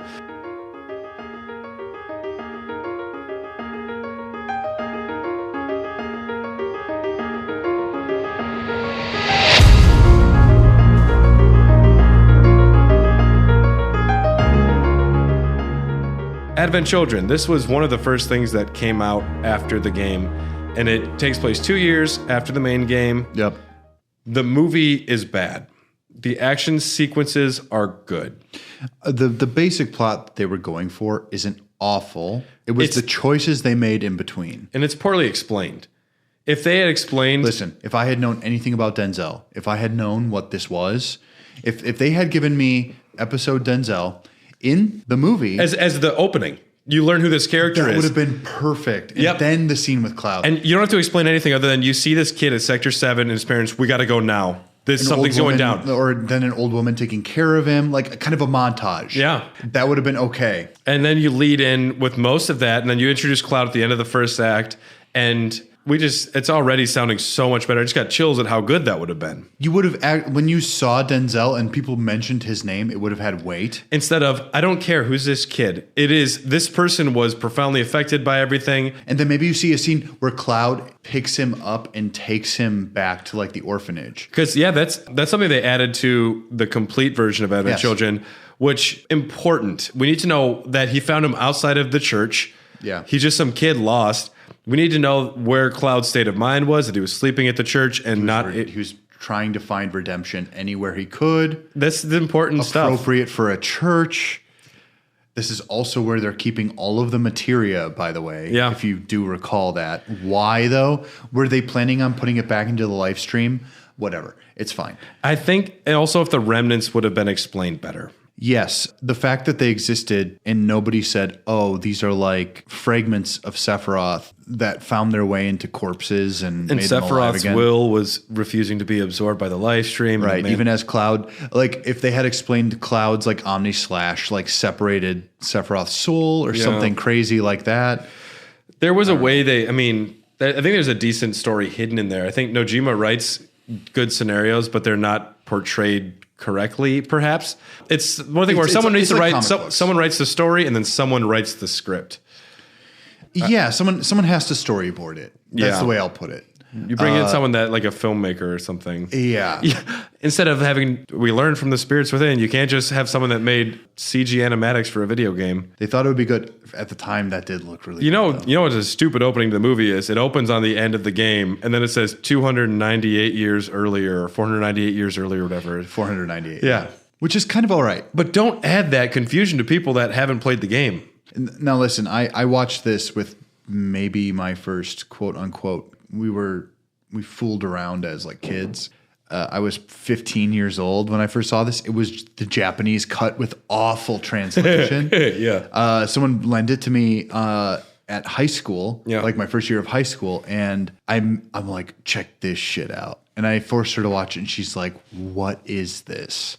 What the fuck is this? And I'm like, it's only the coolest thing you've ever seen in your life. I was working at a movie theater at the time, and there's a small town theater, and so I convinced them to let me put the DVD on the big screen. So me and my friends had an empty movie theater to watch it, and everyone was, well, that's a thing. That's cool, Brad. And then you're just like, can we? brava,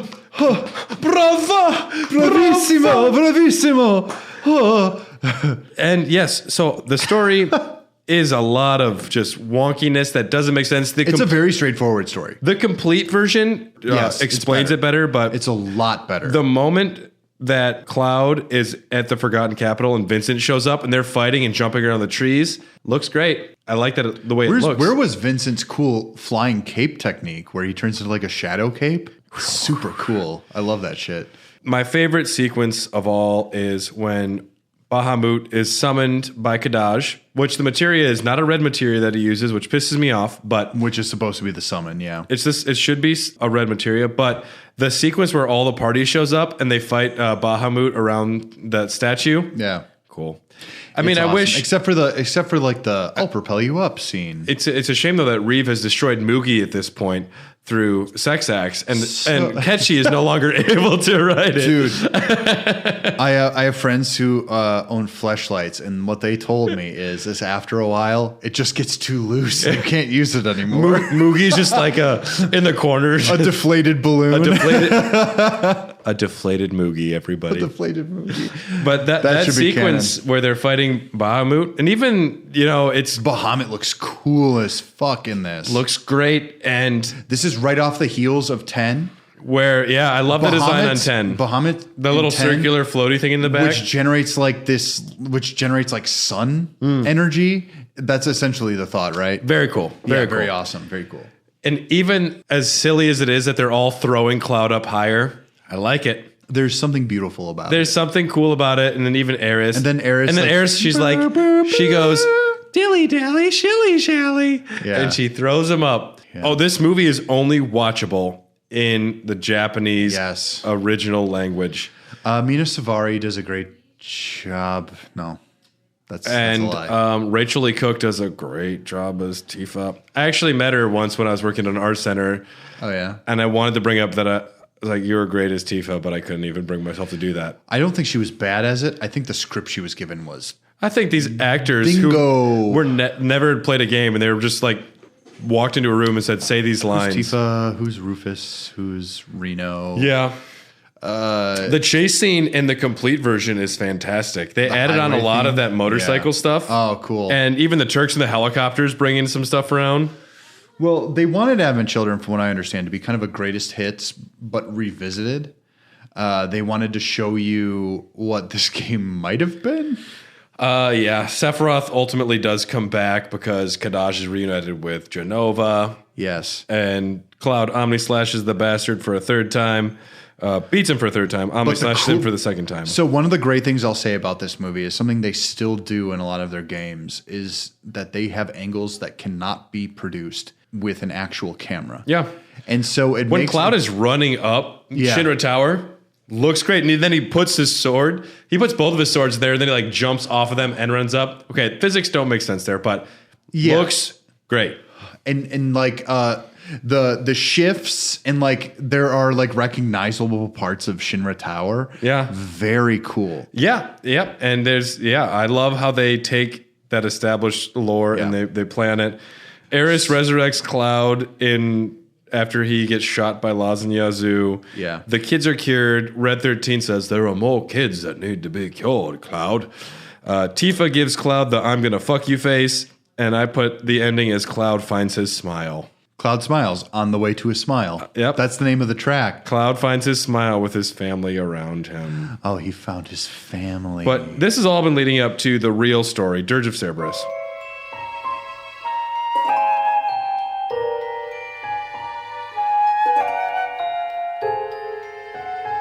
What's most important to note is that the story was crafted around the fact that they wanted to make a third-person shooter. Yep. No, it wasn't because we have a story. They wanted to make a first-person shooter.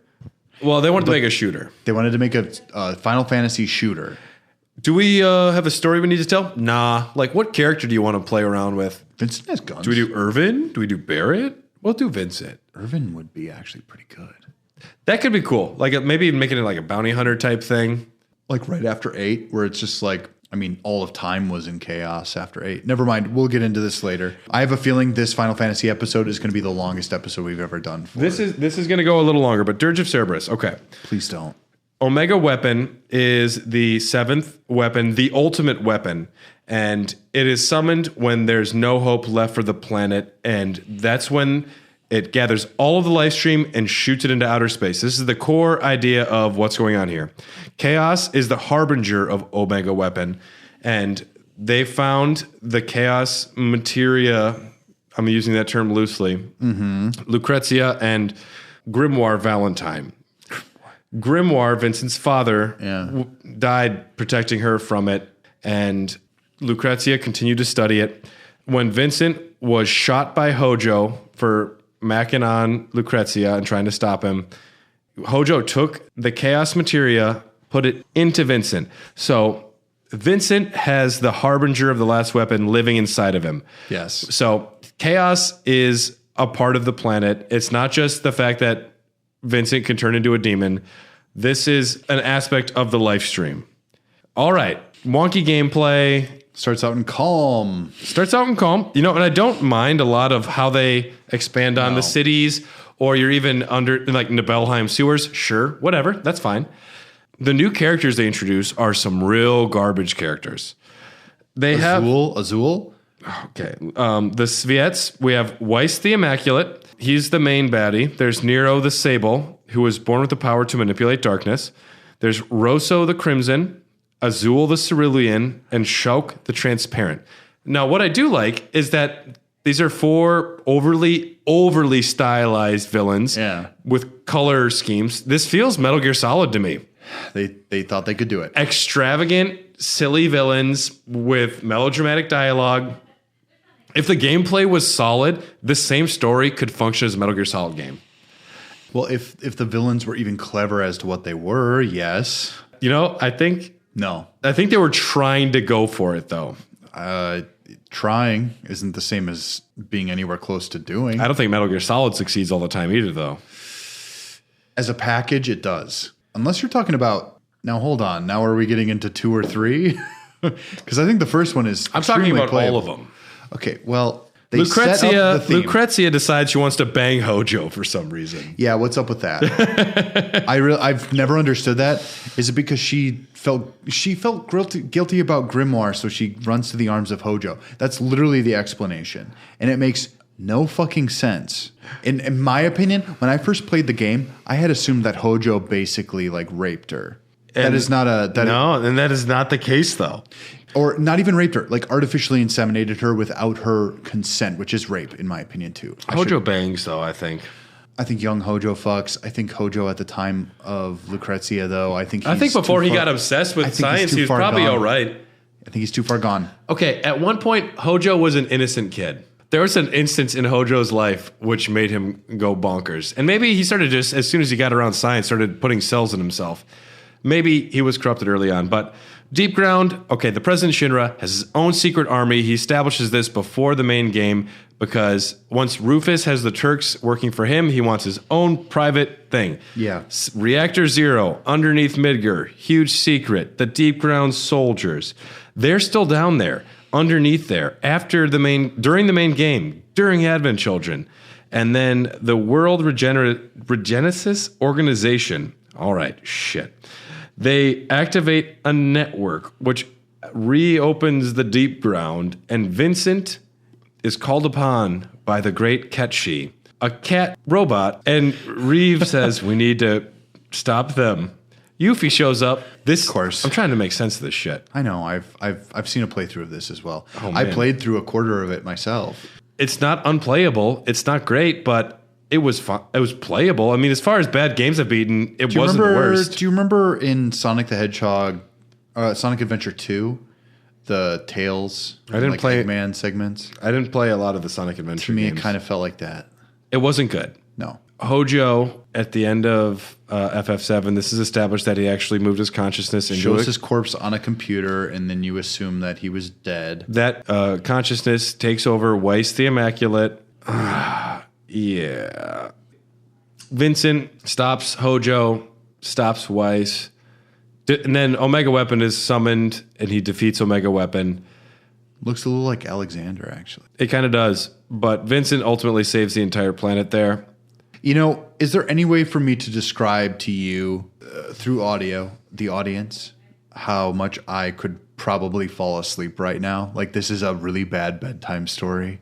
Now, when we talk about fan fiction, let's relate this to Star Wars. Okay. The original trilogy, everyone loves it. The prequels, a bunch of horseshit too, right?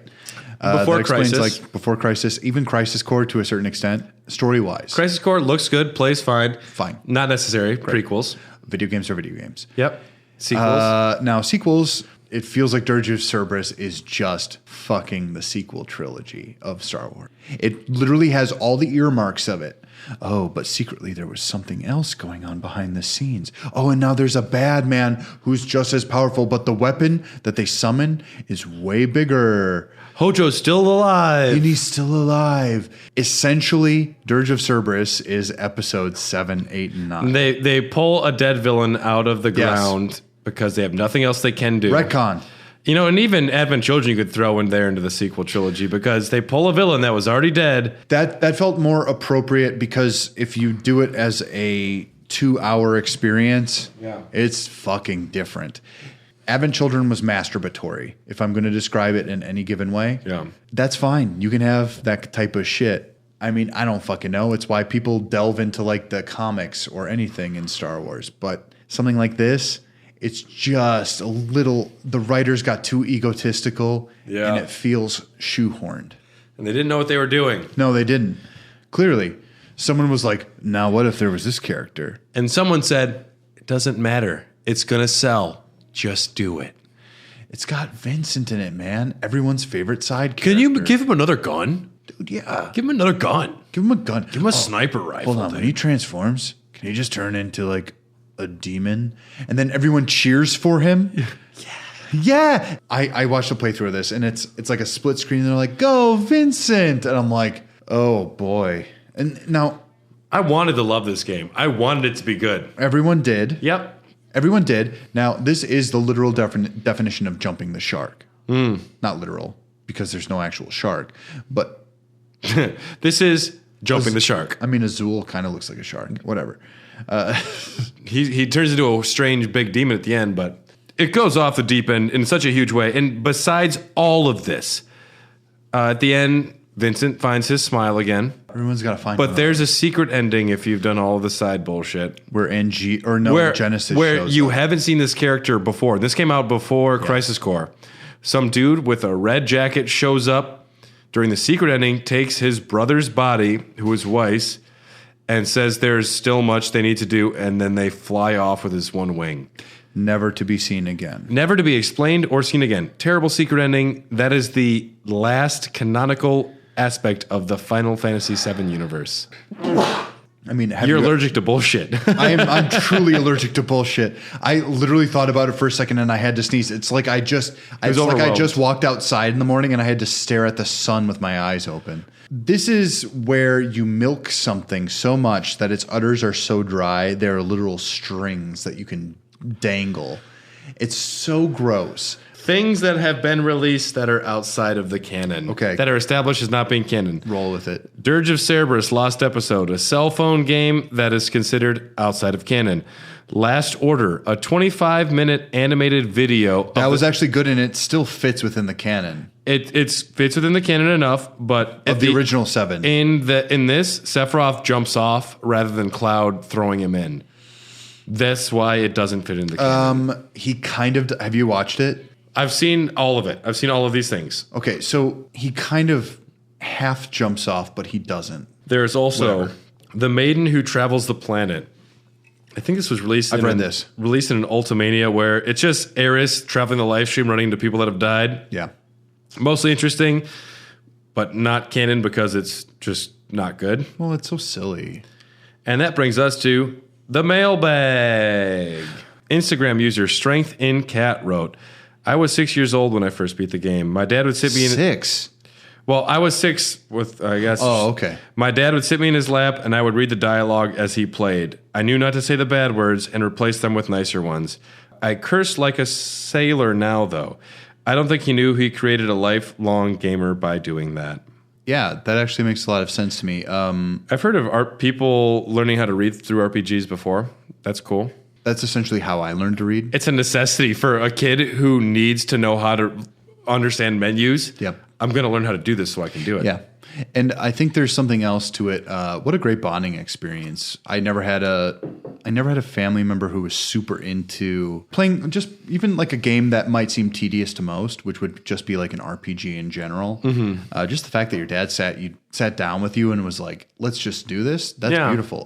Allie, actually, my girlfriend, also co-host of Better in 3D, she played this game with like her family and like her siblings, and they would each voice a different character. And I found that to be really beautiful, actually. It made me wish I had that experience, but I'm an only child, so whatever. Facebook fan Troy England recalls faking being sick for days to stay at home from school to play nonstop. I'm curious how old he was. 37. I don't know. That's how old he is now. Top fan on Facebook, Brian Arndt says, I remember not being able to walk 2 feet without getting into a random battle. Really broke the flow of the game, how often it was. I really don't know.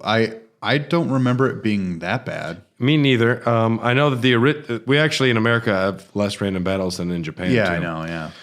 Instagram user Zemnis is number 1 asks, oh boy, will the spin-off games and Advent Children get remade as well? No. Maybe as DLC? No. Possibly. I don't think so.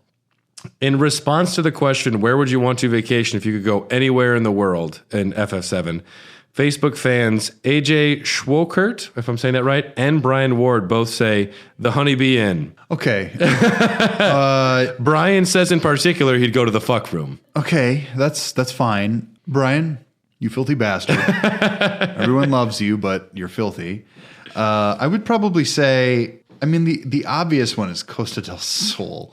Wu-Tai would be fun. I went to Mexico a couple years back, and I mean, I got super high on like mushrooms and shit, but I had such a good time. Like cervezas at the beach, baby. Yeah. Like just fucking getting out there. Even Hojo Hojo gets down on that hard. Oh, fuck yeah. And he was just like suntanning those Still wearing his lab nipples. coat. Still wearing a lab coat. But it's a part of me is just like, that's the obvious choice. Nibelheim is actually kind of tranquil. Yeah. It feels kind of like, it always reminded me of kind of like the Northwoods of Wisconsin. I would take like a ghost reality show to the Shinra Mansion in Nibelheim. Oh, that's good, right? We are in the safe room where Lost Number is rumored to have been haunting here. There's a coffin in the basement. We're opening it. Oh shit, oh shit. I can hear you. I hear that they used to perform experiments on human beings in here. Can you all answer for that? Here is clearly a tank where they must have kept some spiky-haired cunt. The EMF is going crazy. The PHS is going off the charts. The PHS. That's perfect. That's brilliant. Top fan on Facebook, Jared Mills writes in saying, Cloud is a legendary badass sad boy. Yes. Appreciate that. Agreed. Facebook fan Dan Ojeda or Ojeda, I don't know. He writes in saying, Ojeda. Sid's theme is one of the best tracks that Nobuo ever wrote. Listening to that as Sid comes to the realization that he will never achieve his dream of making it to the moon, amazing. Yeah, it's a good scene. In response to the question of who they would want to party with, Facebook fan Mark Nordwig said he would party with Sid and that he bets he would have some great stories to tell. Do you think so, though? No, I don't. I think Sid has he has one big regret and a lot of anger that he would want to vent about. Yeah, I feel like he'd be an angry guy. Like, if you played, like, beer pong with him, I think he'd be a blast. He'd be fun. Yeah, I wouldn't want to talk about personal shit, but he'd be fun to rage with. No. Like, if he wanted to forget, you would let him forget. We would forget together. Yes. Instagram user _Siam said if he could party with anyone, it would be Tifa. We agree. He also said Lulu, but we're not talking about 10. Yeah, well, whatever. I'm more of a unit guy. We all know this. Yeah. Instagram user cosplayer from Midgar wrote, Tifa was and still is my favorite video game heroine of all time. Fair enough. I admire her so much, and her dedication to her friends, especially Cloud, was so touching to me. I only ever picked Aerith over her once, and that was by accident when I first played FF7 back in the day. I've chosen her over Aerith ever since that playthrough. LOL. Me as well. She's really good. I am still an Aerith guy. You are. Yeah. I will be this time around just because there's no consequences because she won't die in the remake part 1. Yeah, that's true. And I'm not even sure there would be any choices to make. But as far as most things go, yeah, I really I can see Tifa's appeal, especially as a heroine later in the game. I think these characters are going to be more fleshed out. A lot of the times they made these games around the idea that teenage boys were playing them. So I'm excited to see her fleshed out in a lot of ways. I'm excited to see her fleshed too. Yeah, sure. Instagram user Amirayan2071 wrote, I remembered crying. 9-year-old me, I remember crying when I was 9 years old when Eris was killed. I even gave her my name. I was hoping she would be resurrected, but oh well. Oh, that's so sweet. Do you remember when you used to like name like characters after people after you your knew, friends and or- crushes and stuff? Yeah. Yep. And I know several. the best is the rival in Pokemon. You'd name him like the dude you hated the most. Yeah. Yep. Yeah. Or Buttface. Or Buttface. Yeah, pretty much, which, hand in hand. But I know a bunch of people who named Eris after their crush. Oh, yeah. Everybody. I didn't. I kept Eris. Yeah. But Because Eris was your crush. Well, yeah, but Cloud was just Dylan the first time. Yeah. I was You know just what? like, this is my character. I used to always follow the naming conventions. The problem for me was when there'd be a game that didn't give you one. I had to come up with a name because I didn't want to use my own name and I wanted a cool name. Facebook fan Tom from Milwaukee. Oh, boy. He writes, Ketchi is a cry from an overworked development team. That might be right. Facebook fan Josh from Milwaukee Oh, boy. writes, what does a chocobo taste like? A chocobo. Can you imagine like fried chocobo? There'd be some huge fucking chicken wings. Now dude. listen. A chocobo. Chocobo wings, dude. Oh, I mean, that's the biggest wing you've ever seen. that sounds They're amazing. basically ostriches. Oh, I want it. Yeah, but they're a lot of dark meat. I would imagine that it's very juicy and also veiny because they've got such powerful legs. Yeah. Now, another thing I thought of is because they're kind of like, like workhorses. I imagine they taste a little bit like horse. Have you ever had horse, Brad? I don't know. Maybe. Now, as a man who's eaten a zebra, I've eaten a kangaroo. yeah, that's about right. Yeah. Yeah, it's about the same. Yeah. It's hyper muscular, almost gamey. Yeah. Yeah. And I think that's what it would be like. And I think I would really regret it because I think if I were in the Final Fantasy universe, I'd be the person just raising the chocobo. So Yeah. Man, if chocobos were real, we would have some chocobo farms where we would raise them with respect and grace and have the best chicken wings in town. yeah, this brings up a lot of hypotheticals. Let's not get into it. And lastly, Facebook fan and Dylan's girlfriend, Allison, writes in. She remembers finally getting Don Corneo to pick Cloud as the most beautiful girl. Never will she forget that glorious bathtub scene. That scene made 0 sense then, and it will make 0 sense now. But our Uber Eats order of Chocobo wings has just arrived. This is the end of the episode here. Yes. Thanks so much for listening in to this part 3. If you are listening to this as a Patreon user months ahead of everyone else, we appreciate you so much. If you're getting this later on, you could get these episodes earlier. You could support us on Patreon and get exclusive access to a lot of awesome video content. That's on patreon.com. Mm-hmm. Where else can they find us, Dylan? You can find us on Twitter at HotDogCast and Instagram And Facebook. Hair of the Dog. And you can pray real hard. And You can summon us with black materia. pretty much black materia. It's got. You'll find us where all solid chocobo is sold. Yeah. Amber is the color of our energy. Yeah. Well, and if now listen, now we don't need to advertise on these Patreon episodes. They know where we are. Well, no, we don't have to do the Patreon. But if you are here from Patreon, we fucking love you. We appreciate you. And if you're listening to this months afterward, get on your shit. If you do subscribe to Patreon, we'll give you 1 order of Chocobo wings for free. That is canon. We've been Raw Dogs. We're a part of Hair the Dogcast. You can find us on the Greenlit Podcast Network. You can go to greenlitpodcast.com to find out some of the other amazing shows that we have there. I personally feel that this is one of the most important video games ever made. Yes. It solidified Sony as a major player. The PlayStation's viability was completely solidified by Final Fantasy VII. And they brought JRPGs a thing. And they brought publishers over and made JRPGs a very big thing in America. Which even it went through to the PlayStation 2 era. PlayStation 2 is a safe haven for JRPGs in the West. Yeah. And it's all because of this game. There's literally no other way you could actually trace that back without thinking about Final Fantasy VII. This was an absolutely groundbreaking video game for its time. The Final Fantasy series is, at least it used to be, I think it still is something incredibly special and something that... There's pedigree. There's pedigree to it. And this is one of my top 5 video games probably of all time. Really? I don't know. As far as what it meant to me and having an effect on me and creating who I am today, I put a lot of time into this game. Yeah. And it means so much to me. And part of it's... I'm with you. I mean, part of it's Nobuo Uematsu. Part of it is pure nostalgia. Shout outs to, escape.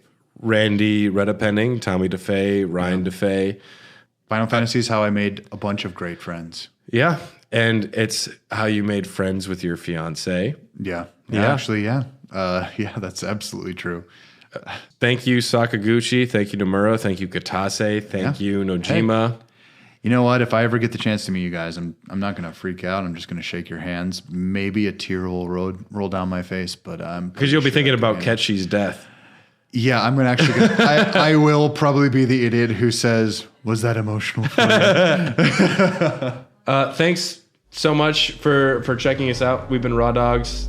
Kupo, Moogle, Kupo, Chocobo, Moogie. Peace out. Peace. Bye. We love you.